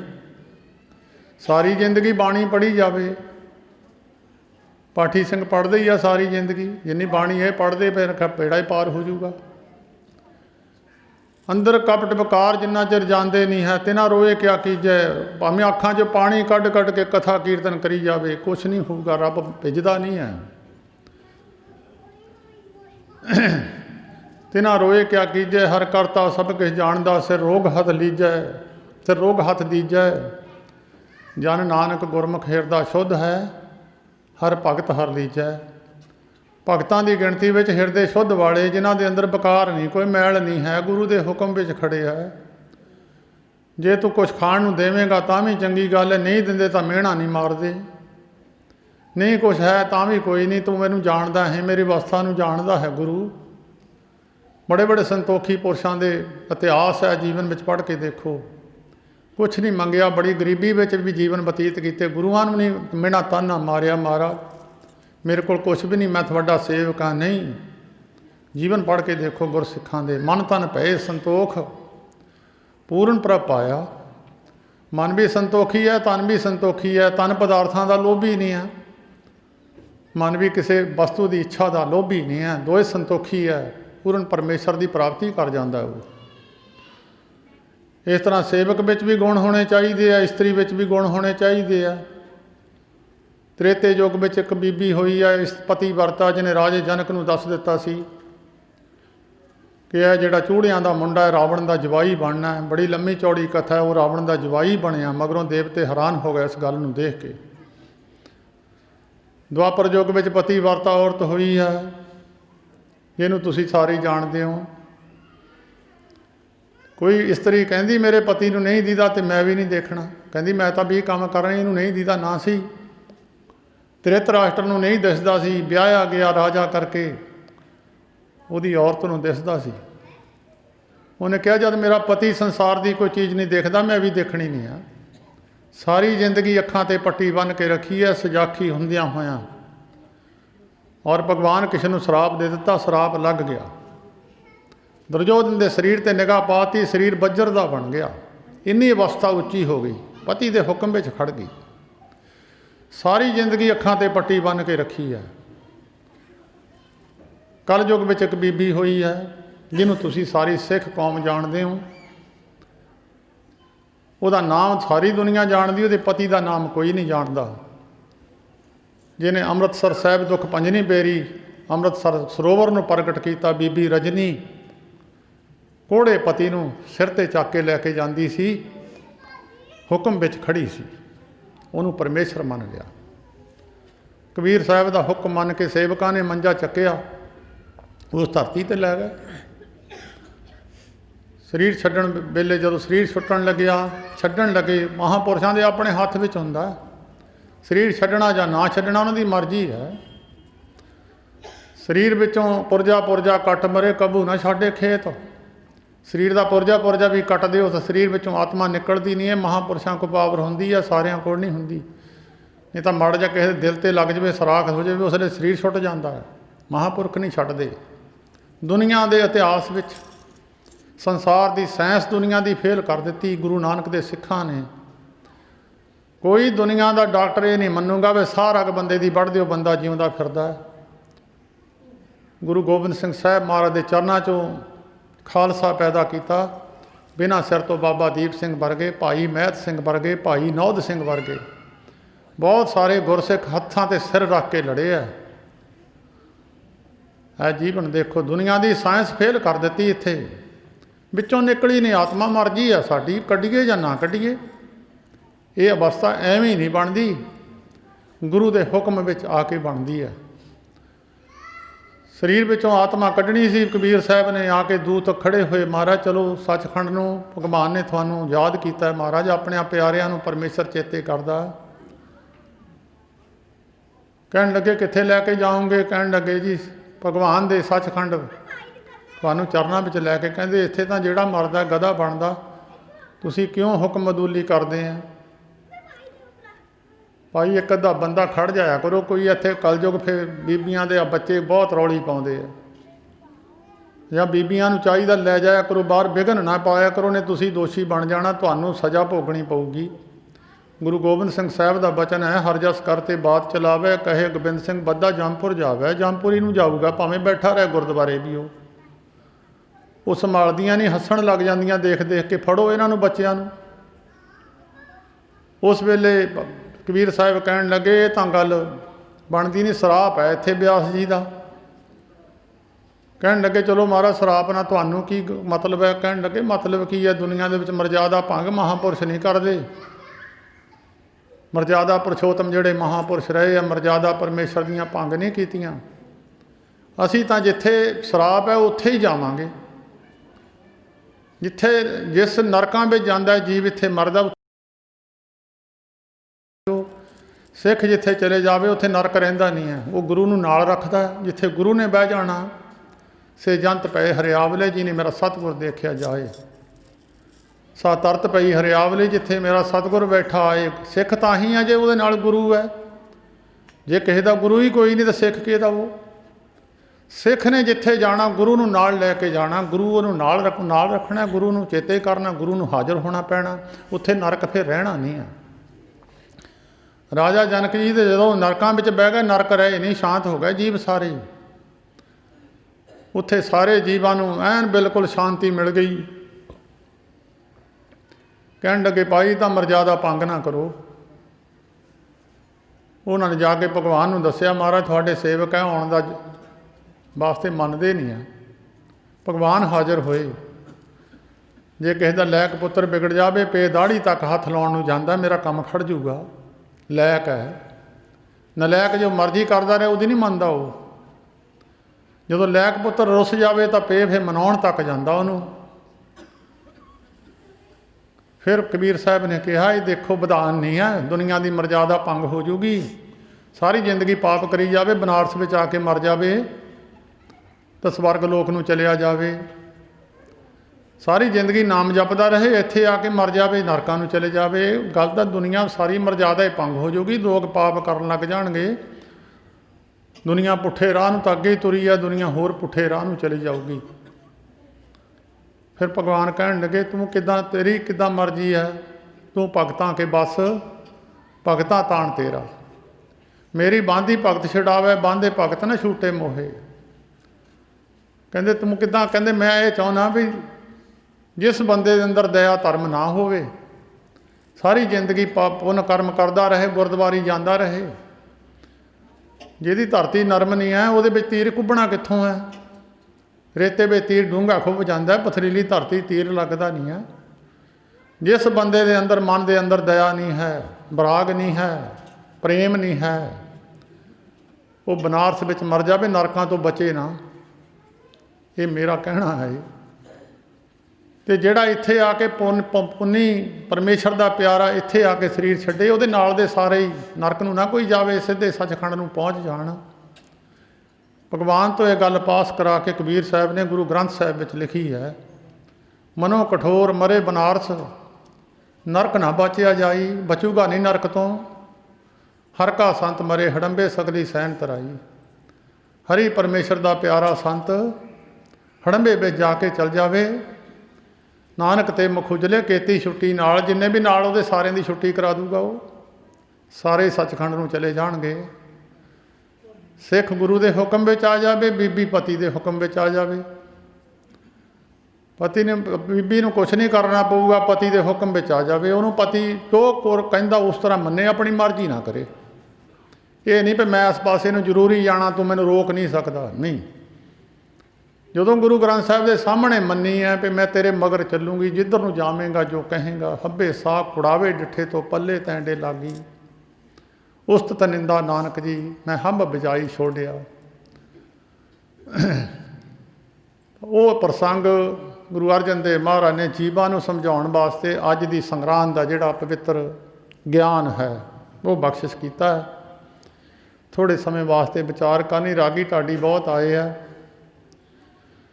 ਅੱਜ ਤੋਂ ਕੁਝ ਸਮਾਂ ਪਹਿਲਾਂ, ਤਕਰੀਬਨ 20 ਸਾਲ ਪਹਿਲਾਂ, ਇਹ ਸੰਗਰਾਂਦ 'ਤੇ ਸੰਗਤ ਨਹੀਂ ਸੀ ਆਉਂਦੀ ਹੁੰਦੀ। ਸੰਗਤ ਪਰ ਜਿਹੜੇ ਮਰਜ਼ਾਦਾ ਵਿੱਚ ਬੱਝੇ ਆ, ਜਿਨ੍ਹਾਂ ਨੂੰ ਪਤਾ ਵੀ ਇਸ ਤਰੀਕ 'ਤੇ ਸਾਨੂੰ ਇਹ ਚੀਜ਼ ਮਿਲਣੀ ਆ, ਨਿਯਮ ਬੱਝਿਆ ਹੋਇਆ, ਉਹ ਨਹੀਂ ਭੰਗ ਕਰਦੇ। ਠੀਕ ਹੈ, ਭਾਵੇਂ ਕੱਲ੍ਹ ਦਾ ਦਿਨ ਜੋੜ ਮੇਲਾ ਹੁੰਦਾ ਤਾਂ ਵੀ ਉਹਨੇ ਸੰਗਰਾਂਦ 'ਤੇ ਆ ਜਾਣਾ। ਪਤਾ ਹੈ ਸਾਡੀ ਹਾਜ਼ਰੀ ਸੰਗਰਾਂਦ ਨੂੰ ਲੱਗਣੀ ਆ, ਰਜਿਸਟਰ 'ਤੇ ਲੱਗੂਗੀ। ਜਿਹੜੇ ਕਹਿੰਦੇ ਕੱਲ੍ਹ ਹੋ ਕੇ ਕੱਲ੍ਹ ਹਾਜ਼ਰੀ ਨਹੀਂ ਲੱਗੀ, ਅੱਜ ਸੰਗਰਾਂਦ ਵਾਲੀ ਹਾਜ਼ਰੀ ਤਾਂ ਅੱਜੇ ਲੱਗੂਗੀ, ਪਰਸੋਂ ਭਾਵੇਂ ਠੀਕ ਹੈ। ਪ੍ਰੇਮ ਵਾਲੇ ਆਏ ਆ, ਬਹੁਤ ਸ਼ਰਧਾ ਪ੍ਰੇਮ ਰੱਖਣ ਵਾਲੇ, ਕਈ ਪਦਾਰਥ ਛਕਣ ਵਾਲੇ ਵੀ ਆਏ ਆ। ਉਦੋਂ ਨਹੀਂ ਸੀ ਹੁੰਦੀ। ਹੁਣ ਜਿਨ੍ਹਾਂ ਦਾ ਪ੍ਰੇਮ ਹੈ, ਪਤਾ ਹੈ ਸੰਗਤ ਹਾਜ਼ਰੀ ਸਾਡੀ ਸੰਗਰਾਂਦ ਨੂੰ ਲੱਗਣੀ ਹੈ। ਸੰਤ ਮਹਾਰਾਜ ਸੰਗਰਾਂਦ ਦੀ ਹਾਜ਼ਰੀ ਕਹਿੰਦੇ ਹੁੰਦੇ ਸੀ। ਪਰ ਜਿਨ੍ਹਾਂ ਨੇ ਬਚਨ ਮੰਨਿਆ ਉਹਨਾਂ ਦੇ ਕਾਰਜ ਵੀ ਸਾਰੇ ਰਾਸ ਹੀ ਨੇ, ਜਿਹੜੇ ਨਹੀਂ ਭੰਗ ਕਰਦੇ ਸੰਗਰਾਂਦ। ਸੋ ਇਹ ਗਿਆਨ ਗੁਰੂ ਅਰਜਨ ਦੇਵ ਮਹਾਰਾਜ ਨੇ, ਇਸਤਰੀ ਜੀਵ ਰੂਪੀ ਇਸਤਰੀ ਜਿਹੜੀ ਹੈ ਉਹ ਭਵ ਸਾਗਰ ਤੋਂ ਕਿੱਦਾਂ ਤਰ ਸਕਦੀ ਹੈ। ਜੀਵ ਨਹੀਂ ਕਦੀ ਪਾਰ ਹੋ ਸਕਦਾ। ਜੀਵ ਤਾਂ ਜੀਵ ਹੈ। ਜੀਵ ਬਣਿਆ ਹੀ ਤਾਂ ਆ ਜਦੋਂ ਪਰਮੇਸ਼ਰ ਤੋਂ ਟੁੱਟਿਆ ਏ, ਨਹੀਂ ਤਾਂ ਪਰਮੇਸ਼ਰ ਸੀ। ਜਦੋਂ ਪਰਮੇਸ਼ਰ ਦੀ ਮਰਜ਼ਾਦਾ ਭੰਗ ਕਰ ਦਿੱਤੀ, ਉਹਦੇ ਕਹੇ ਮੁਤਾਬਕ ਜੋ ਉਹਨ ਮਰਜ਼ਾਦਾ ਬੰਨੀਆਂ ਸੀ ਉਹਨੂੰ ਭੰਗ ਕਰ ਦਿੱਤਾ, ਇਹ ਜੀਵ ਬਣ ਗਿਆ। ਜੀਵ ਦੀ ਤਾਂ ਪਰਮੇਸ਼ਰ ਦੀ ਬਣਦੀ ਨਹੀਂ ਹੈ, ਕਿਉਂਕਿ ਇਹਦੀ ਰਸਤਾ ਹੋਰ ਹੈ, ਉਹਦਾ ਰਸਤਾ ਹੋਰ ਹੈ। ਮਹਾਂਪੁਰਸ਼ਾਂ ਦਾ ਮਾਰਗ ਹੋਰ ਹੈ, ਜੀਵਾਂ ਦਾ ਮਾਰਗ ਹੋਰ ਹੈ। ਇਹਨਾਂ ਨੂੰ ਕੱਢਣ ਵਾਸਤੇ ਮਹਾਤਮਾ ਆਉਂਦੇ ਆ, ਫਿਰ ਵੀ ਇਹਨਾਂ ਦੀ ਮਰਜ਼ਾਦਾ ਸਹੀ ਕਰਦੇ ਆ ਭਈ ਆਹ ਬਚਨ ਇੱਦਾਂ ਕਰਿਆ ਕਰ, ਇਹ ਕੰਮ ਇੱਦਾਂ ਕਰਿਆ ਕਰ। ਉਹਦੀ ਮਰਜ਼ਾਦਾ ਨੂੰ ਸਹੀ ਕਰਕੇ ਮੁੜ ਕੇ ਫਿਰ ਲੈ ਜਾਂਦੇ ਆ, ਜਿਹੜੇ ਉਹਨਾਂ ਦੇ ਬਚਨ ਵਿੱਚ ਆ ਜਾਂਦੇ ਆ। ਇਹ ਸੰਗਰਾਂਦ ਦਾ ਜਿਹੜਾ ਗਿਆਨ ਹੈ ਗੁਰੂ ਅਰਜਨ ਦੇਵ ਮਹਾਰਾਜ ਨੇ, ਪਿਛਲਾ ਕਿ ਤਾਂ ਮਹੀਨਾ ਬੀਤਿਆ ਸੀ ਕਰਮਾਂ ਦੇ ਮੁਤਾਬਕ। ਜੀਵ ਸਾਰੇ ਚਾਹੁੰਦੇ ਸਾਡੀ ਪਰਮੇਸ਼ਰ ਨਾਲ ਬਣ ਆਵੇ, ਬਹੁਤਾਤ ਸੰਸਾਰੀ ਲੋਕਾਂ ਦੀ ਇਹ ਸੋਚ ਹੁੰਦੀ ਹੈ ਸਾਡੀ ਰਾਜਨੀਤਿਕ ਬੰਦਿਆਂ ਨਾਲ ਬਣ ਜਾਵੇ, ਕੰਮ ਕਾਰਜ ਸੰਸਾਰ ਦੇ ਕਰਾਉਣੇ ਆ, ਉਹ ਰਾਜਨੀਤਿਕ ਬੰਦਿਆਂ ਨੇ ਕਰਨੇ ਆ। ਕਈ ਰਾਜਨੀਤਿਕ ਬੰਦਿਆਂ ਦੀ ਪਹੁੰਚ ਤੋਂ ਗੱਲ ਉੱਤੇ ਹੁੰਦੀ ਹੈ, ਉਹਨੂੰ ਰਾਜਨੀਤਿਕ ਨਹੀਂ ਕਰ ਸਕਦੇ, ਉੱਥੇ ਉਹਨਾਂ ਦੀ ਪਹੁੰਚ ਹੀ ਨਹੀਂ ਹੁੰਦੀ। ਉੱਥੇ ਹੁੰਦੀ ਧਾਰਮਿਕ, ਜਿਨ੍ਹਾਂ ਦੇ ਮਿਸਾਲ ਦੇ ਤੌਰ 'ਤੇ ਕਿਸੇ ਦੇ ਔਲਾਦ ਨਾ ਹੋਵੇ, ਰਾਜਨੀਤਿਕ ਬੰਦੇ ਨਹੀਂ ਦੇ ਸਕਦੇ। ਮਿਸਾਲ ਦੇ ਤੌਰ 'ਤੇ ਕਿਸੇ ਨੂੰ ਅਸਾਧ ਰੋਗ ਲੱਗ ਜਾਵੇ, ਆਰਾਮ ਨਾ ਆਵੇ ਵੈਦਾਂ ਹਕੀਮਾਂ ਤੋਂ, ਰਾਜਨੀਤਿਕ ਬੰਦੇ ਨਹੀਂ ਕਰ ਸਕਦੇ। ਮਿਸਾਲ ਦੇ ਤੌਰ 'ਤੇ ਕੋਈ ਬਹੁਤ ਮਨੁੱਖ ਦੁਖੀ ਹੈ, ਉਹਨੂੰ ਰਾਜਨੀਤਿਕ ਬੰਦੇ ਸੁਖੀ ਨਹੀਂ ਕਰ ਸਕਦੇ। ਪੈਸੇ ਨਾਲ ਤਾਂ ਸੁਖੀ ਹੋ ਹੀ ਨਹੀਂ ਸਕਦਾ ਮਨੁੱਖ, ਉਹਨੂੰ ਆਤਮਾ ਨੂੰ ਸ਼ਾਂਤੀ ਦੇ ਦੇਣੀ ਰਾਜਨੀਤਿਕ ਬੰਦੇ ਨਹੀਂ ਦੇ ਸਕਦੇ। ਦੋ ਪੱਖ ਹੈ, ਇੱਕ ਸੰਸਾਰੀ ਹੈ, ਇੱਕ ਰਾਜਨੀਤਿਕ ਹੈ, ਇੱਕ ਧਾਰਮਿਕ ਹੈ। ਤੁਸੀਂ ਧਾਰਮਿਕ ਪੱਖ ਦੇ ਅੰਦਰ ਆਏ ਹੋ, ਗੁਰੂ ਦੀ ਗੱਲ ਸੁਣਨ ਵਾਸਤੇ ਆਏ ਹੋ। ਚਾਹੇ ਰਾਗੀ ਸੁਣਾਉਣਗੇ, ਚਾਹੇ ਢਾਡੀ ਸੁਣਾਉਣਗੇ, ਚਾਹੇ ਮੈਂ ਸੁਣਾਵਾਂ, ਗੱਲ ਮੇਨ ਮਿਸ਼ਨ ਸਾਰੀਆਂ ਗੱਲਾਂ ਦਾ ਇੱਕੋ ਹੀ ਹੁੰਦਾ, ਨਿਚੋੜ ਇੱਕੋ ਹੀ ਹੁੰਦਾ। ਚਾਹੇ ਗੰਨੇ ਨੂੰ ਚੂਪ ਲਓ, ਚਾਹੇ ਗੁੜ ਖਾ ਲਓ, ਚਾਹੇ ਖੰਡ ਖਾ ਲਓ, ਜੜ ਤਾਂ ਇੱਕੋ ਹੀ ਹੈ ਉਹਦੀ, ਇੱਕੋ ਹੀ ਜਗ੍ਹਾ ਤੋਂ ਆਈ ਹੈ। ਉੱਥੇ ਬਦਲ ਕੇ ਵੱਖਰੇ ਵੱਖਰੇ ਢੰਗ ਤਰੀਕੇ ਬਣ ਗਏ। ਖੰਡ ਦਾ ਸਵਾਦ ਹੋਰ ਹੈ, ਗੁੜ ਦਾ ਹੋਰ ਹੈ, ਰਸ ਦਾ ਹੋਰ ਹੈ, ਗੰਨੇ ਦਾ ਹੋਰ ਹੈ। ਇਸੇ ਤਰ੍ਹਾਂ ਧਾਰਮਿਕ ਪੱਖ ਦੇ ਅੰਦਰ ਵੱਖਰੇ ਵੱਖਰੇ ਤਰੀਕਿਆਂ ਦੇ ਨਾਲ ਗੱਲਾਂ ਗੁਰੂਆਂ ਪੀਰਾਂ ਮਹਾਤਮਾ ਨੇ ਸਮਝਾਉਣ ਦੀ ਕੋਸ਼ਿਸ਼ ਕੀਤੀ ਹੈ। ਪਿਛਲਾ ਮਹੀਨਾ ਕੱਤਕ ਦਾ ਉਹਨੇ ਕਿਹਾ ਸੀ, ਕੱਤਕ ਕਰਮ ਕਮਾਵਣੇ ਦੋਸ਼ ਨਾ ਕਾਹੂ ਜੋਗ। ਜੇ ਕੋਈ ਕਹੇ ਮੈਂ ਸਾਰੀ ਜ਼ਿੰਦਗੀ ਗੁਰਦੁਆਰੇ ਆਉਂਦਾ ਰਿਹਾ, ਮੈਂ ਇੰਨੀਆਂ ਸੰਗਰਾਂਦਾਂ, ਜਦੋਂ ਗਿਣਤੀ ਵਿੱਚ ਪੈ ਗਿਆ, ਪਰਮੇਸ਼ਰ ਨਾਲ ਗਿਣਤੀ ਕੋਈ ਨਹੀਂ। ਜੇ ਉਹ ਗਿਣਤੀ ਵਿੱਚ ਪੈ ਜਾਵੇ, ਪਰਮੇਸ਼ਰ ਨੇ ਤਾਂ ਕਦੀ ਨਹੀਂ ਗਿਣਤੀ ਕੀਤੀ। ਮੈਂ ਤੈਨੂੰ ਸਰੀਰ ਦਿੱਤਾ, ਤੈਨੂੰ ਖਾਣ ਨੂੰ ਦਿੱਤਾ, ਤੈਨੂੰ ਧੁੱਪ ਦਿੱਤੀ, ਤੈਨੂੰ ਪਾਣੀ ਦਿੱਤਾ, ਤੈਨੂੰ ਮਾਤਾ ਪਿਤਾ ਦਿੱਤੇ। ਪਰਮੇਸ਼ਰ ਜੇ ਗਿਣਤੀ ਕਰਨ ਲੱਗੇ, ਜੀਵ ਤਾਂ ਉਹਦੇ ਨਾਲ ਕਦੀ ਪਹੁੰਚ ਹੀ ਨਹੀਂ ਸਕਦਾ। ਉਹਨੇ ਨਹੀਂ ਇਹਨੂੰ ਕਦੀ ਵੀ ਚਿਤਾਰਿਆ। ਕਹਿੰਦੇ ਜੇ ਤੈਨੂੰ ਪਰਮੇਸ਼ਰ ਨਹੀਂ ਮਿਲਿਆ, ਜੇ ਤੇਰੇ ਕਾਰਜ ਨਹੀਂ ਰਾਸ ਹੋਏ, ਤੇਰੇ ਕਰਮਾਂ ਵਿੱਚ ਫਰਕ ਸੀ, ਹੋਰ ਕਿਸੇ ਦਾ ਦੋਸ਼ ਕੋਈ ਨਹੀਂ ਸੀ। ਕੱਤਕ ਕਰਮ ਕਮਾਵਣੇ ਦੋਸ਼ ਨਾ ਕਾਹੂ ਜੋਗ। ਤੇਰੇ ਆਪਣੇ ਕਰਮ ਸੀ, ਜੋ ਮੈਂ ਕੀਆ ਸੋ ਮੈਂ ਪਾਇਆ, ਦੋਸ਼ ਨਾ ਦੀਜੈ ਅਵਰ ਜਨਾ। ਉਹਦੇ ਤੋਂ ਬਾਅਦ ਫਿਰ ਜਿਹੜੇ ਮਨੁੱਖਾਂ ਨੇ ਇਹ ਗੱਲ ਮੰਨ ਲਈ, ਜਿਹੜੇ ਮਨੁੱਖਾਂ ਨੇ ਗੱਲ ਮੰਨ ਲਈ ਮੇਰੇ ਕਰਮਾਂ ਦਾ ਸੀ, ਫਿਰ ਉਹ ਤੁਰੇ ਰਹੇ, ਉਹਨਾਂ ਨੂੰ ਗਿਆਨ ਬਖਸ਼ਿਆ। ਮੱਘਰ ਮਾਹੇ ਸਹੰਦੀਆਂ ਹਰ ਪਿਰ ਸੰਗ ਬੈਠੜੀਆਂ। ਜਿਹੜੀਆਂ ਪਤਨੀਆਂ ਸਮਝ ਲਿਆ ਮੈਂ ਪਤੀ ਦੇ ਬਿਨਾਂ ਮੇਰਾ ਪਾਰ ਉਤਾਰਾ ਨਹੀਂ ਹੋ ਸਕਦਾ, ਪਤੀ ਤੋਂ ਬਿਨਾਂ ਸੰਸਾਰ ਵਿੱਚ ਜਿੱਦਾਂ ਇਕੱਲੀ ਪਤਨੀ ਹੈ ਕੁਛ ਨਹੀਂ ਕਰ ਸਕਦੀ, ਭਾਵੇਂ ਰਾਜੇ ਦੀ ਕੁੜੀ ਹੋਵੇ, ਸੁੰਦਰ ਸਰੀਰ ਸੁਨੱਖਾ ਹੋਵੇ, ਪੜ੍ਹੀ ਲਿਖੀ ਹੋਵੇ, ਇਕੱਲੀ ਕੁਛ ਨਹੀਂ ਕਰ ਸਕਦੀ। ਅਤੇ ਜੇ ਉਹਨੂੰ ਪੁੱਤਰ ਨਹੀਂ ਪੈਦਾ ਹੋਇਆ ਤਾਂ ਉਹ ਸੋਭਨੀਕ ਨਹੀਂ ਹੁੰਦੀ। ਗੁਰੂ ਗ੍ਰੰਥ ਸਾਹਿਬ ਵਿੱਚ ਲਿਖਿਆ ਪੁੱਤਰ ਪਤੀ ਤੋਂ ਬਿਨਾਂ ਪੈਦਾ ਨਹੀਂ ਹੋਣਾ। ਜੇ ਮਨੁੱਖ ਸਾਰੀ ਜ਼ਿੰਦਗੀ ਪਰਮੇਸ਼ਰ ਦੇ ਧਾਰਮਿਕ ਪੱਖ ਵਿੱਚ ਰਿਹਾ ਅਤੇ ਉਹ ਸਾਰਾ ਕੁਛ ਕਰਦਾ ਰਿਹਾ, ਅਤੇ ਜਿਹੜੀ ਅੰਦਰ ਚੀਜ਼ ਪ੍ਰਗਟ ਹੋਣੀ ਆ, ਪ੍ਰਕਾਸ਼ ਹੋਣਾ ਹੈ, ਉਹ ਮਹਾਂਪੁਰਸ਼ ਤੋਂ ਬਿਨਾਂ ਹੋਣਾ ਨਹੀਂ। ਜਾਂ ਤੀਜੀ ਚੀਜ਼ ਭਾਂ ਪ੍ਰਗਟ ਹੁੰਦੀ ਹੈ, ਸਿੱਖ ਗੁਰੂ ਦੇ ਹੁਕਮ ਵਿੱਚ ਆ ਜਾਵੇ, ਪਤੀ ਪਤਨੀ ਦੇ ਹੁਕਮ ਵਿੱਚ ਆ ਜਾਵੇ, ਤਾਂ ਤੀਜੀ ਚੀਜ਼ ਪੈਦਾ ਹੋ ਜਾਂਦੀ ਹੈ। ਉਹ ਵੀ ਗੁਰੂ ਕਾਮਲ ਹੋਵੇ। ਇਹ ਨਹੀਂ ਵੀ ਗੁਰੂ ਕਾਮਲ ਨਾ ਕਾਬਲੀਅਤ ਨਾ ਹੋਵੇ, ਗੁਰੂ ਸਮਰੱਥ ਨਾ ਹੋਵੇ। ਕਾਮਲ ਗੁਰੂ ਹੋਵੇ, ਸਿੱਖ ਆਮਲ ਹੋਵੇ, ਰੱਬ ਸ਼ਾਮਲ ਹੋ ਜਾਂਦਾ। ਕਈ ਵਾਰੀ ਗੁਰੂ ਕਾਬਲ ਹੁੰਦਾ ਅਤੇ ਸਿੱਖ ਆਮਲ ਨਹੀਂ ਹੁੰਦਾ। ਮੂਲਾ ਵਿਚਾਰਾ ਕਿੰਨਾ ਚਿਰ ਆਮਲ ਨਹੀਂ ਸੀ, ਆਮਲ ਨਹੀਂ ਕੀਤਾ, ਘੁੰਮਦਾ ਰਿਹਾ। ਕਈ ਵਾਰੀ ਸਿੱਖ ਆਮਲ ਹੁੰਦਾ, ਗੁਰੂ ਨਹੀਂ ਕਾਬਲ ਹੁੰਦਾ,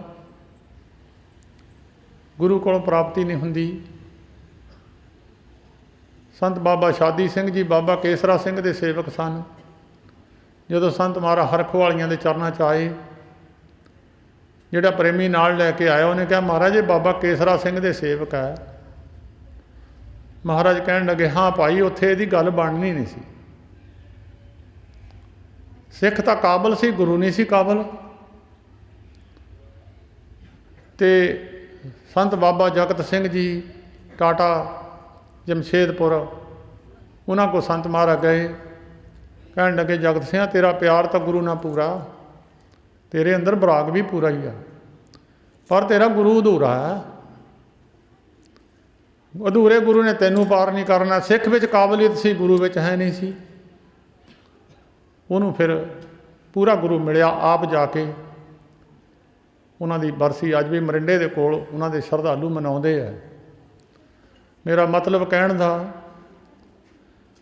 ਦੋਨਾਂ ਵਿੱਚ ਫਰਕ ਨਾ ਕੋਈ ਹੋਵੇ। ਇਸਤਰੀ ਵਿੱਚ ਨੁਕਸ ਹੋਵੇ, ਪਤੀ ਵਿੱਚ ਨੁਕਸ ਨਾ ਹੋਵੇ, ਪਤੀ ਵਿੱਚ ਨੁਕਸ ਹੋਵੇ, ਇਸਤਰੀ ਵਿੱਚ ਨੁਕਸ ਨਾ ਹੋਵੇ, ਤਾਂ ਤੀਜੀ ਚੀਜ਼ ਕਦੀ ਪੈਦਾ ਨਹੀਂ ਹੁੰਦੀ। ਸਿੱਖ ਹੁਕਮ ਮੰਨਣ ਤੋਂ ਇਨਕਾਰੀ ਹੋਵੇ, ਆਪਣੀ ਮਰਜ਼ੀ ਕਰਦਾ ਹੋਵੇ, ਅੱਗੇ ਪਿੱਛੇ ਗੁਰੂ ਦੀਆਂ ਗੱਲਾਂ ਕਰਦਾ ਹੋਵੇ, ਮੋਹਰੇ ਹੋ ਕੇ ਮੱਥਾ ਟੇਕਦਾ ਹੋਵੇ, ਤਾਂ ਕਦੀ ਪ੍ਰਾਪਤੀ ਤੀਜੀ ਚੀਜ਼ ਨਹੀਂ ਕਦੀ ਵੀ ਪ੍ਰਗਟ ਹੋਊਗੀ, ਭਾਵੇਂ ਸਾਰੀ ਜ਼ਿੰਦਗੀ ਵਤਨ। ਜੇ ਇਹਨੂੰ ਮੰਨ ਲਿਆ, ਗੁਰੂ ਮੰਨ ਲਿਆ, ਫਿਰ ਠੀਕ ਹੈ। ਭਾਵੇਂ ਚੋਰ ਨੂੰ ਮੰਨ ਲਿਆ ਤਾਂ ਵੀ ਰੱਬ ਉੱਥੇ ਖੜ ਗਿਆ, ਉਹਦੇ ਵਿਸ਼ਵਾਸ ਵਿੱਚ ਰੱਬ ਖੜ ਜੂਗਾ। ਜਦੋਂ ਤੀਰ ਬੰਦਾ ਮਾਰਦਾ, ਇਕਾਗਰ ਚਿੱਤ ਹੋ ਕੇ, ਤਿੰਨ ਚੀਜ਼ਾਂ ਹੁੰਦੀਆਂ ਜਿਨ੍ਹਾਂ ਕੋਲ ਰਫਲ ਹੈ ਜਾਂ ਪਿਸਤੌਲ ਹੈ, ਉਹ ਵੀ ਦੇਖੋ ਤੁਸੀਂ, ਉਹ ਤਿੰਨ ਚੀਜ਼ਾਂ ਸੇਧ ਵਿੱਚ ਆ ਜਾਣ ਤਾਂ ਨਿਸ਼ਾਨਾ ਲੱਗਦਾ ਨਹੀਂ ਹੈ। ਇੱਕ ਅੱਖ ਹੁੰਦੀ ਹੈ, ਇੱਕ ਜਿਹੜਾ ਰਫਲ ਦਾ ਮੋਹਰਲਾ ਬਿੰਦੂ ਹੈ ਉਹ ਹੈ, ਅਤੇ ਇੱਕ ਜਿਹਦੇ ਮਾਰਨਾ ਇੱਕ ਉਹ ਹੈ। ਤਿੰਨੇ ਇੱਕ ਸੇਧ ਵਿੱਚ ਹੋਣ ਤਾਂ ਤੀਰ ਵੱਜਦਾ, ਤਾਂ ਰਫਲ ਦੀ ਗੋਲੀ ਵੱਜਦੀ ਨਹੀਂ। ਜੇ ਤਿੰਨਾਂ ਵਿੱਚ ਇੱਕ 'ਚ ਬਿੰਗ ਢੇਡ ਪੈ ਜਾਵੇ, ਕਦੀ ਨਿਸ਼ਾਨੇ 'ਤੇ ਤੀਰ ਨਹੀਂ ਲੱਗੂਗਾ। ਆਮ ਤੌਰ 'ਤੇ ਕਈ ਜਗ੍ਹਾ ਤੁਸੀਂ ਦੇਖਿਆ ਹੋਣਾ 108 ਲਿਖਿਆ ਹੁੰਦਾ, ਕਈ ਜਗ੍ਹਾ 'ਤੇ 111 ਵੀ ਲਿਖਿਆ ਹੁੰਦਾ। ਮੇਰੇ ਕੋਲ ਸਮਾਂ ਨਹੀਂ, ਮੈਂ 108 ਦਾ ਵੀ ਤੁਹਾਨੂੰ ਸਮਝਾ ਦੇਣਾ ਸੀ ਅਤੇ 111 ਦਾ ਵੀ ਸਮਝਾ ਦੇਣਾ ਸੀ। 111 ਦਾ ਮਤਲਬ ਮੈਂ ਤੁਹਾਨੂੰ ਦੱਸ ਦਿੰਦਾ। ਕਈ ਮਹਾਤਮਾ ਨੂੰ 111 ਲਿਖ ਦਿੰਦੇ, ਸ੍ਰੀਮਾਨ 111।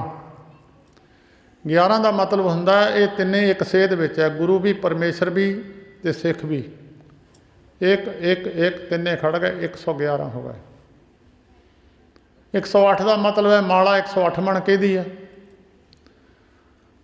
ਜਿਹਨੂੰ ਮਾਲਾ ਚੱਕਣ ਦੀ ਜ਼ਰੂਰਤ ਨਹੀਂ ਪਈ, ਗਿਣਤੀ ਖਤਮ ਹੋ ਗਈ। ਮਾਲਾ ਤਾਂ ਉਹਨੇ ਚੱਕੀ ਸੀ ਗਿਣਤੀ ਕਰਨ ਵਾਸਤੇ, ਇੰਨੀਆਂ ਮਾਲਾ ਫੇਰਨੀਆਂ ਮੈਂ। ਜਿਹਦੀ ਗਿਣਤੀ ਖਤਮ ਹੋ ਗਈ ਉਹ ਸੰਪੂਰਨ ਹੈ। ਗੁਰਮੁਖ ਰੋਮ ਰੋਮ ਹਰ ਤੇ ਆਵੇ, ਗੁਰਮੁਖ ਸਗਲੀ ਗਣਤ ਮਿਟਾਵੇ। ਗਿਣਤੀ ਖਤਮ ਹੋ ਗਈ, ਉਹ ਸੰਪੂਰਨ 108 ਹੈ।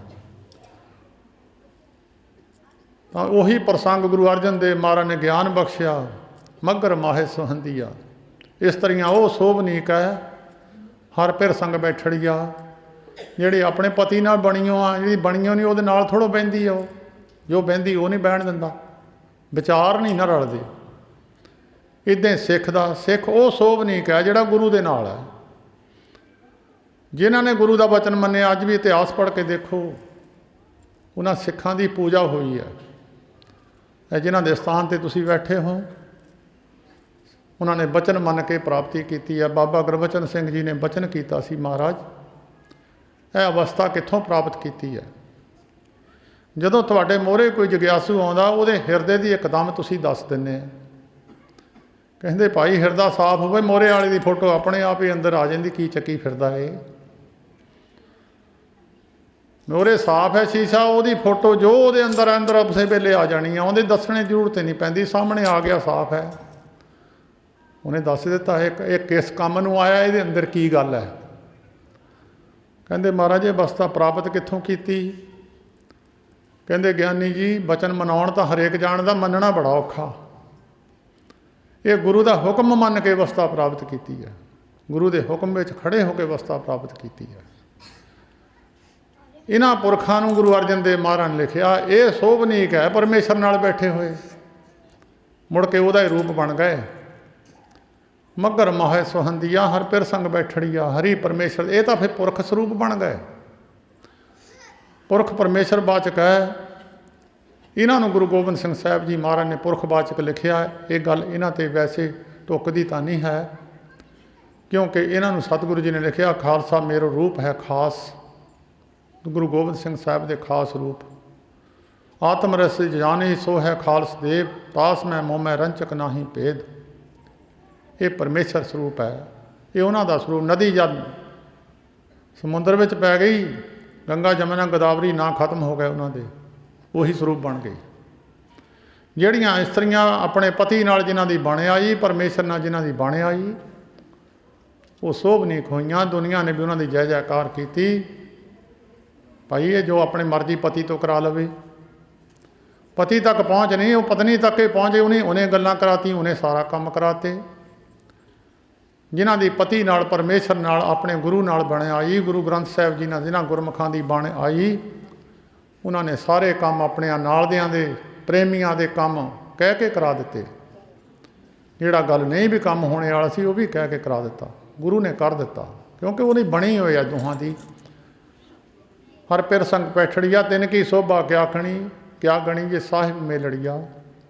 जे उन्होंने शोभा की गिणती करिए, फलानी जगह तो इनू सत्कार मिलिया, फलानी जगह तो सत्कार मिलिया, फलानी जगह दुनिया जय जयकार करती सी, फलानी जगह ये तो आम थोड़ी गिणती होंगी है भी फलानी जगह तो इनू मान सत्कार मिलिया, उत्थों बड़ा सत्कार किया, उन्होंने यह टॉफी दी आ, यह इनाम दिता। ये इनाम कईयां दे गिणती मिणती दे हुंदे अंदर, कई खिडारी आ, कई गाउण वाले आ, उन्होंने एक तुसीं कमरियां च बड़ो तो को पईयां हुंदियां निशानियां जिहियां दिंदे आ, सन्मान करते आ, वो सन्मान गिणती मिणती दे आ, वो सन्मान गिणती च आ जाने आ। इन्हां दे सन्मान गिणती विच नहीं आने। पता नहीं कित्थे कित्थे दुनिया इन्हां दे दिन मना रही है। कई घरां च बैठे मना रहे हैं, कई अमरीका कनेडा होर फिलिपैन वर्गे मुल्क उन्होंने उत्थे उत्थे भी उन्होंने यादां मना रहे हैं। तुसीं गिणती विच नहीं लिया सकते भी किन्नी जगह ते इन्हां दी गिणती है।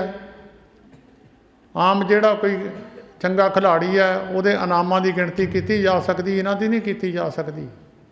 जिन्हां नूं साहिब ने नाल मेल लिया, तिनकी शोभा क्या गणी ये साहिब मेलड़िया। तन मन मौलिया राम स्यों संग साध सेह लड़िया। जिन्होंने साधु महात्मा नाल प्रेम पाया, उन्होंने तन ने भी तरक्की की, मन ने भी तरक्की की है। जे साधु जे पानी ना पाइए ना फसल नूं, वो कदी भी ना बूटा मोलदा, ना धरती सोभनी हरियाली फड़दी है। जिहड़ी सुक्की धरती है उत्थे लो चलती है, जिथे पानी हुंदा उत्थे लो नहीं चलती, उत्थे शांति ठंडी हवा चलती है। इदां जिहड़े रब नाल मिले हुए शांत पुरख ने, उन्हां दी संगत करके जदों पुरख साधु महात्मा की संगत में जाता, फिर उन्होंने पता लगता सेवा किदां करनी है। गुरु की सेवा तन ने किदां करनी है, गुरु के हुक्म च करनी कि अपनी मर्जी ना करनी है। कई गुरुद्वारे जाके अपनी मर्जी ना ला पैंदे, प्रबंधकों को पुछना ही नहीं है।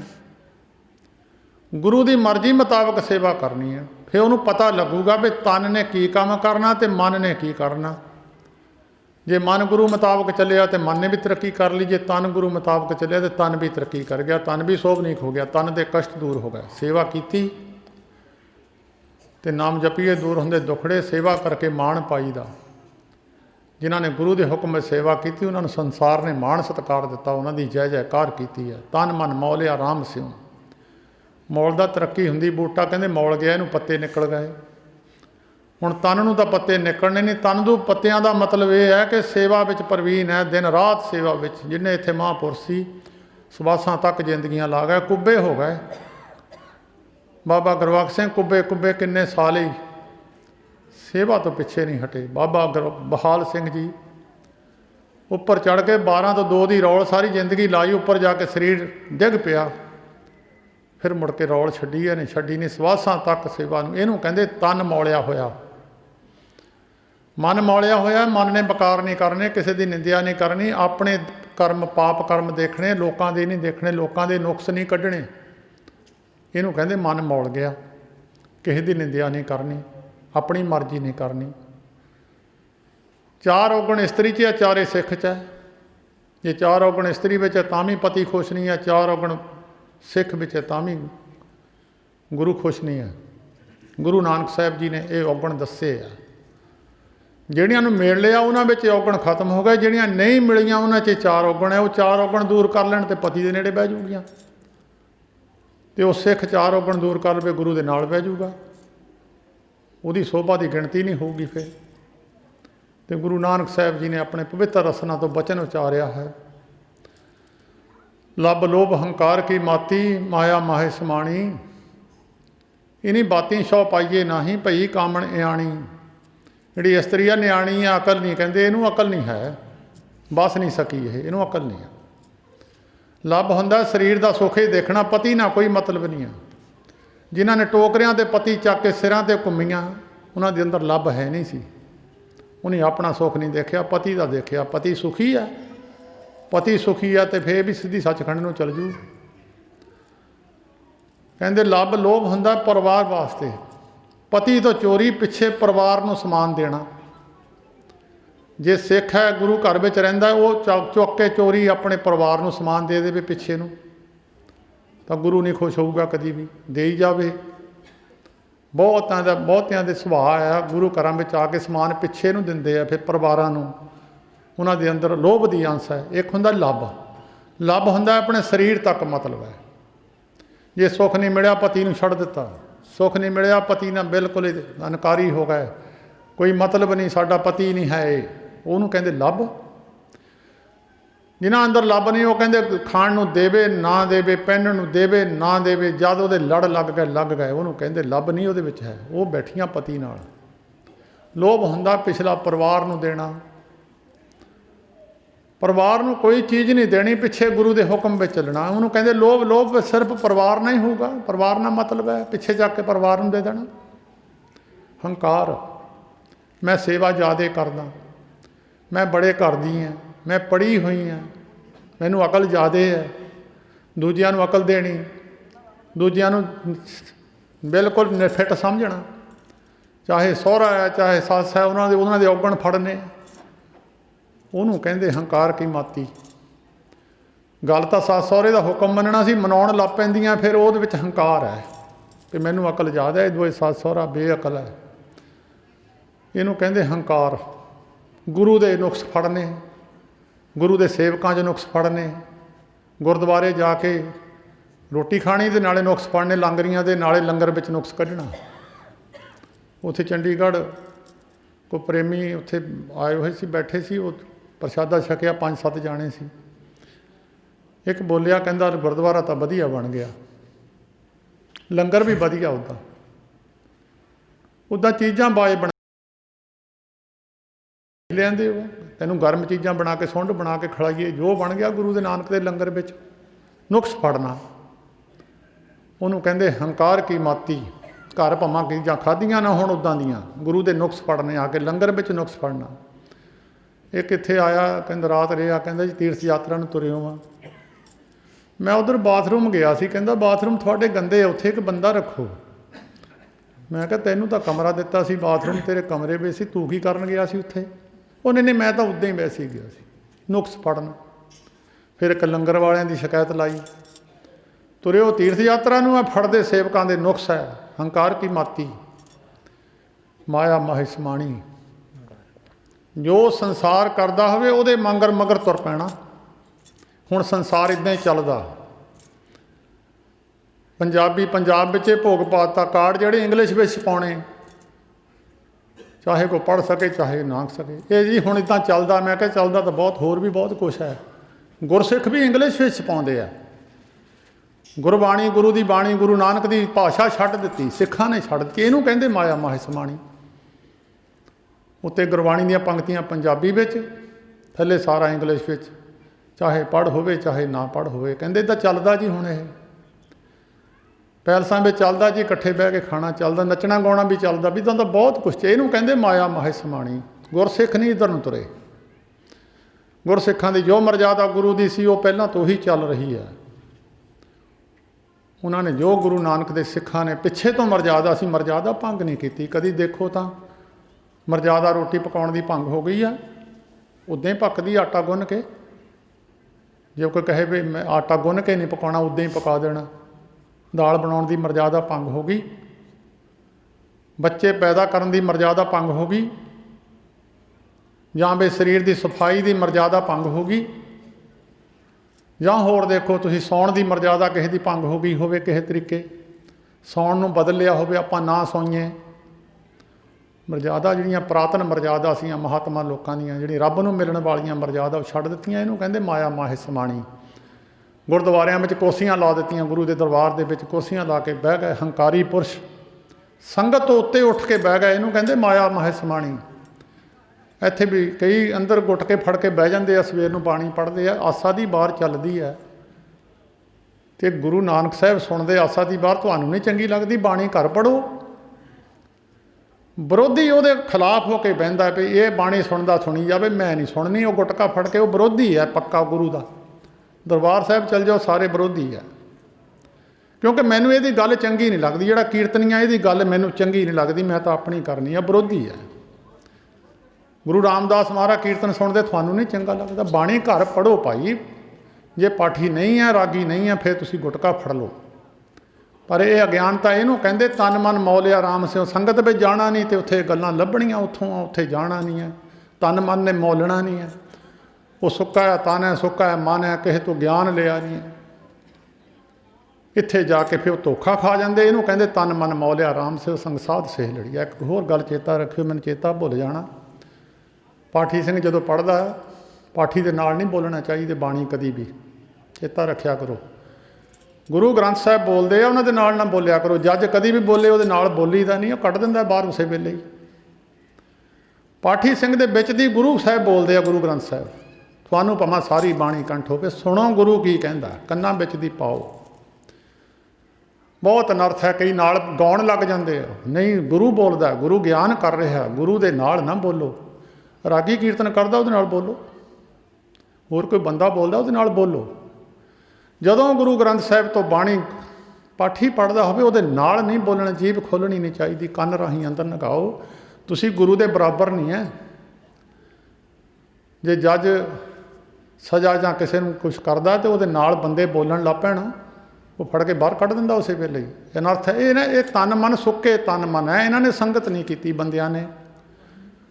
ਜਦੋਂ ਮਗਰੋਂ ਆਨੰਦ ਸਾਹਿਬ ਦੀ ਪੌੜੀ ਆਉਂਦੀ, ਸਾਰੇ ਨਾਲ ਬੋਲਦੇ। ਗੁਰੂ ਦੇ ਨਾਲ ਤੁਸੀਂ ਕਿਉਂ ਬੋਲਦੇ? ਵੀ ਗੁਰੂ ਬੋਲਦਾ, ਸੁਣੋ ਗੁਰੂ ਦੀ ਗੱਲ। ਆਪਣੀ ਮਾਇਆ ਮਾਹੇ ਸਮਾਣੀ, ਹੰਕਾਰ ਦੀ ਬਿਰਤੀ ਨੂੰ ਤਿਆਗ ਕੇ ਇਨੀ ਬਾਤੀ ਸੋ ਪਾਈਏ ਨਹੀਂ। ਸਿੱਖ ਵਿੱਚ ਵੀ ਚਾਰੇ ਔਗਣ ਹੈ ਤੇ ਇਸਤਰੀ ਵਿੱਚ ਵੀ ਚਾਰੇ ਔਗਣ ਹੈ। ਤਨ ਮਨ ਮੌਲਿਆ ਰਾਮ ਸਿਉ ਸੰਗ ਸਾਧ ਸੇਹ ਲੜੀਆ। ਜਿਹੜੇ ਪੁਰਖ ਕਹਿੰਦੇ ਆ ਸਾਧੂ ਦੀ ਸੰਗਤ ਨਹੀਂ ਕਰਨੀ, ਸਿੱਧੇ ਹੀ ਗੁਰੂ ਗ੍ਰੰਥ ਸਾਹਿਬ ਜੀ ਨੂੰ ਮਿਲੋ। ਇਹ ਪੰਕਤੀ ਦਾ ਅਰਥ ਉਹਨਾਂ ਨੂੰ ਪੁੱਛਿਓ ਵੀ ਇਹਦਾ ਅਰਥ ਕੀ ਹੈ। ਇਹ ਜਿਹੜੀ ਅਗਲੀ ਪੰਕਤੀ ਹੈ, ਕਈ ਤੁਹਾਨੂੰ ਮਿਲ ਜਾਂਦੇ ਇੱਦਾਂ ਦੇ ਮੂਰਖ, ਜ਼ਿਆਦਾ ਗਿਆਨ ਦਾ ਗੱਡਾ ਚੱਕਿਆ ਹੁੰਦਾ ਉਹ ਨਹੀਂ, ਉਹ ਆਪੇ ਬ੍ਰਹਮ ਗਿਆਨੀ ਬਣੇ ਹੁੰਦੇ ਆ। ਇਹਦੀ ਪੰਕਤੀ ਦਾ ਅਰਥ ਉਹਨਾਂ ਨੂੰ ਪੁੱਛਿਓ ਵੀ ਸਾਧ ਜਨਾਂ ਤੇ ਬਾਹਰੀ ਸਰੈਣ ਅਕੇਲੜੀਆ। ਇਹਦਾ ਅਰਥ ਕੀ ਹੈ? ਜਿਹੜਾ ਕੋਈ ਕਹੇ ਸਾਧੂ ਨੂੰ ਨਹੀਂ ਮਿਲਣਾ, ਉਹਦਾ ਮਤਲਬ ਸਾਧ ਸੰਤ ਸਾਰੇ ਐਵੇਂ ਹੀ ਆ। ਇਹ ਰੋਟੀਆਂ ਖਾਈ ਜਾਂਦੇ, ਮਤਲਬ ਵਿਹਲੇ ਹੈ। ਸਾਰੇ ਵਿਹਲੇ ਨਹੀਂ ਆ। ਨਕਲ ਉਹਦੀ ਬਣਦੀ ਆ ਜਿਹਦਾ ਸਿੱਕਾ ਚੱਲਦਾ। ਜਿਹਦਾ ਸਿੱਕਾ ਚੱਲਦਾ ਨਹੀਂ, ਕਦੀ ਡੁਪਲੀਕੇਟ ਉਹਦੀ ਬਣਦੀ ਨਹੀਂ ਆ। ਕਦੀ ਕਿਸੇ ਮਾੜੀ ਚੀਜ਼ ਦਾ ਡੁਪਲੀਕੇਟ ਬਣੀ, ਕਦੀ ਡੁਪਲੀਕੇਟ ਉਹਦੀ ਬਣੀ ਜਿਹਦਾ ਓਰੀਜਨਲ ਬਣਿਆ ਸੀ ਟੌਪ। ਜਦੋਂ ਸੰਤ ਮਹਾਤਮਾ ਬੰਦਗੀਵਾਨ ਪੁਰਖ ਹੋਏ ਤਾਂ ਉਹਨਾਂ ਦੀ ਨਕਲ ਬਣ ਗਈ। ਉਹ ਨਕਲ ਨੂੰ ਦੇਖ ਕੇ ਲੋਕਾਂ ਨੇ ਕਿਹਾ ਸਾਰੇ ਇੱਦਾਂ ਦੇ ਹੀ ਆ, ਉਹਨਾਂ ਨੂੰ ਮਿਲੀ ਨਕਲ ਸੀ।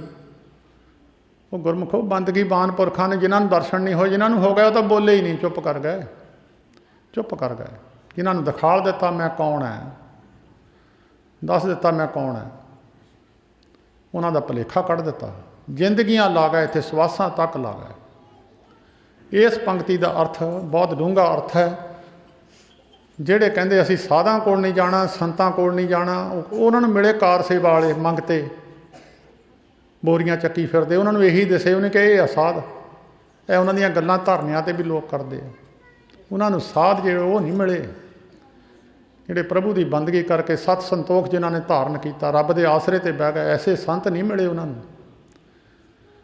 ਇੱਥੇ ਲਿਖਿਆ ਸਾਧ ਜਨਾਂ ਤੇ ਬਾਹਰੀ, ਜਿਨ੍ਹਾਂ ਨੇ ਆਪਣੇ ਇੰਦਰੀਆਂ ਨੂੰ ਸਾਧ ਲਿਆ, ਉਹਨਾਂ 'ਤੇ ਬਾਹਰੇ ਹੋ ਕੇ ਕੋਈ ਤੁਰੇ ਤਾਂ ਰਹਿ ਗਿਆ ਇਕੱਲਾ ਹੀ। ਇਕੱਲਾ ਕੋਈ ਪ੍ਰਧਾਨ ਮੰਤਰੀ ਨੂੰ ਮਿਲ ਸਕਦਾ, ਇਕੱਲਾ ਕੋਈ CM ਨੂੰ ਨਹੀਂ ਮਿਲ ਸਕਦਾ, ਵਿੱਚ ਵਿਚੋਲਾ ਪਾਉਣਾ ਪੈਂਦਾ ਤਾਂ ਜਾ ਕੇ ਮਿਲਦਾ। ਸਾਧ ਜਨਾਂ ਤੇ ਬਾਹਰੀ, ਉਹ ਇਕੱਲੇ ਹੀ ਰਹਿ ਕੇ ਆਪਣੀ ਮੱਤ ਚੱਕੀ ਫਿਰਦੇ ਆ, ਗੁਟਕਾ ਫੜ ਕੇ ਗੁਰੂ ਗ੍ਰੰਥ ਸਾਹਿਬ। ਸਵੇਰੇ ਸਾਡੇ ਵੀ ਇੱਥੇ ਬੈਠੇ ਹੁੰਦੇ ਕਈ, ਮੈਂ ਕਿਹਾ ਹੁਣ ਕੀ ਕਿਸੇ ਨੂੰ ਕਹਿਣਾ।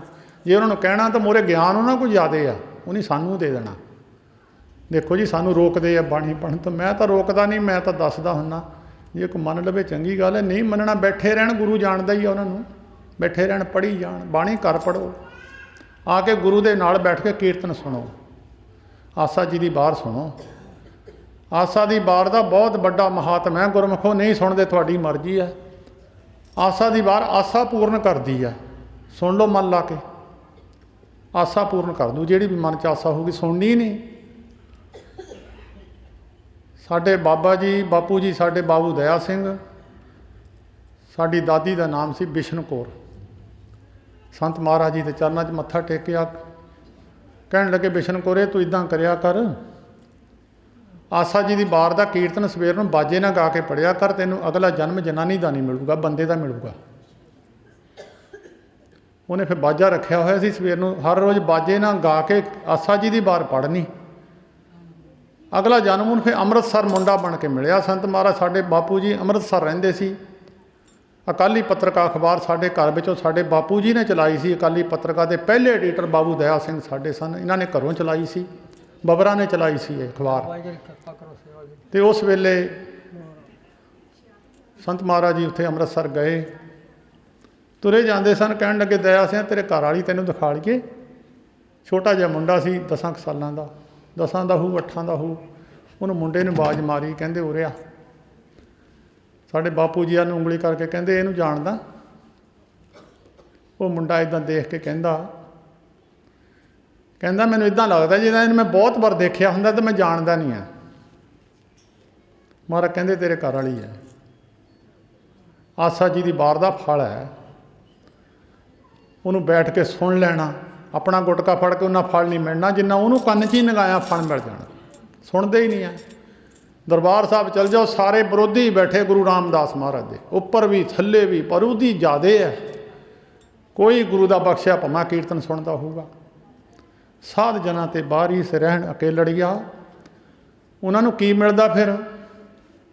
ਉਹਨਾਂ ਨੂੰ ਅੱਗੇ ਜਿਹੜੇ ਇਕੱਲੇ ਹੀ ਕਹਿੰਦੇ ਅਸੀਂ ਤਾਂ ਮਿਲਣਾ ਨਹੀਂ। ਤਿੰਨ ਦੁੱਖ ਨਾ ਕਬੂ ਉਤਰੇ।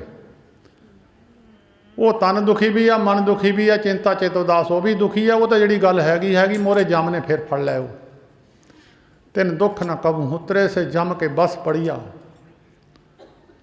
ਰਤਨ ਜਵੇਹਰ ਲਾਲ ਹਰ ਕੰਠ ਤੇ ਨਾ ਜੜੀਆ।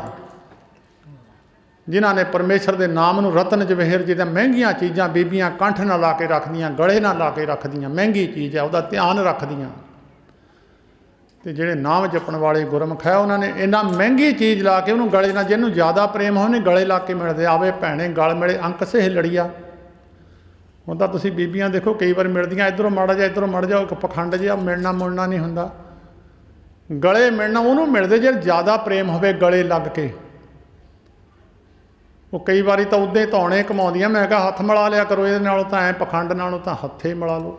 ਐਵੇਂ ਇੱਧਰੋਂ ਵੀ ਇਹ ਐਵੇਂ ਮਰਜ਼ਾਦਾ ਕੋਈ ਹੈ ਹੋਏ ਅੰਦਰੋਂ ਭਮਾ ਹੋਵੇ ਪ੍ਰੇਮ ਜਾਂ ਨਾ ਹੋਵੇ ਓਪਰਾ। ਜਿਹੜੇ ਰੱਬ ਦੇ ਪ੍ਰੇਮੀ ਆ ਉਹਨਾਂ ਨੇ ਪਰਮੇਸ਼ਰ ਦੇ ਨਾਮ ਨੂੰ ਰਤਨ ਜਵੇਹਰ ਲਾਲ ਹਰ ਕੰਠ ਤੇ ਨਾ ਜੜੀਆ।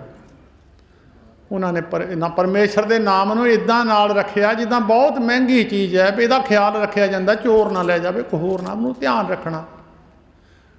ਨਾਨਕ ਬਾਂਛੇ ਧੂੜ ਤੈਨ ਪ੍ਰਭ ਸਰਨੀ ਦਰ ਪੜਈਆ।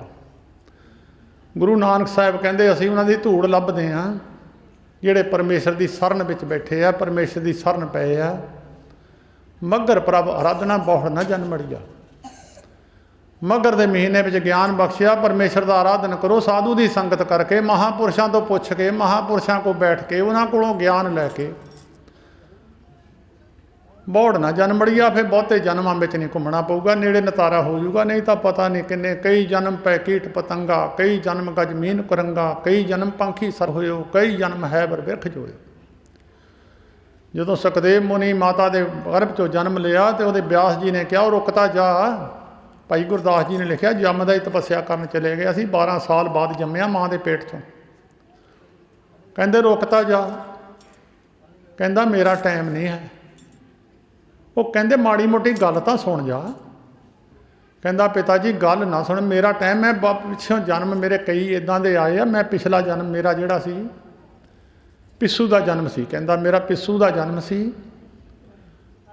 ਪਿੱਸੂ ਜਿਹੜਾ ਮਰਦਾ ਬਹੁਤ ਔਖਾ, ਜਿੰਨਾ ਮਰਜ਼ੀ ਇਹਨੂੰ ਉਂਗਲੀ 'ਚ ਮਲੀ ਜਾਓ ਮਰਦਾ ਨਹੀਂ ਹੈ। ਕਈ ਕੁੱਤਿਆਂ ਦੇ ਪੈ ਜਾਂਦੇ ਪਿੱਸੂ।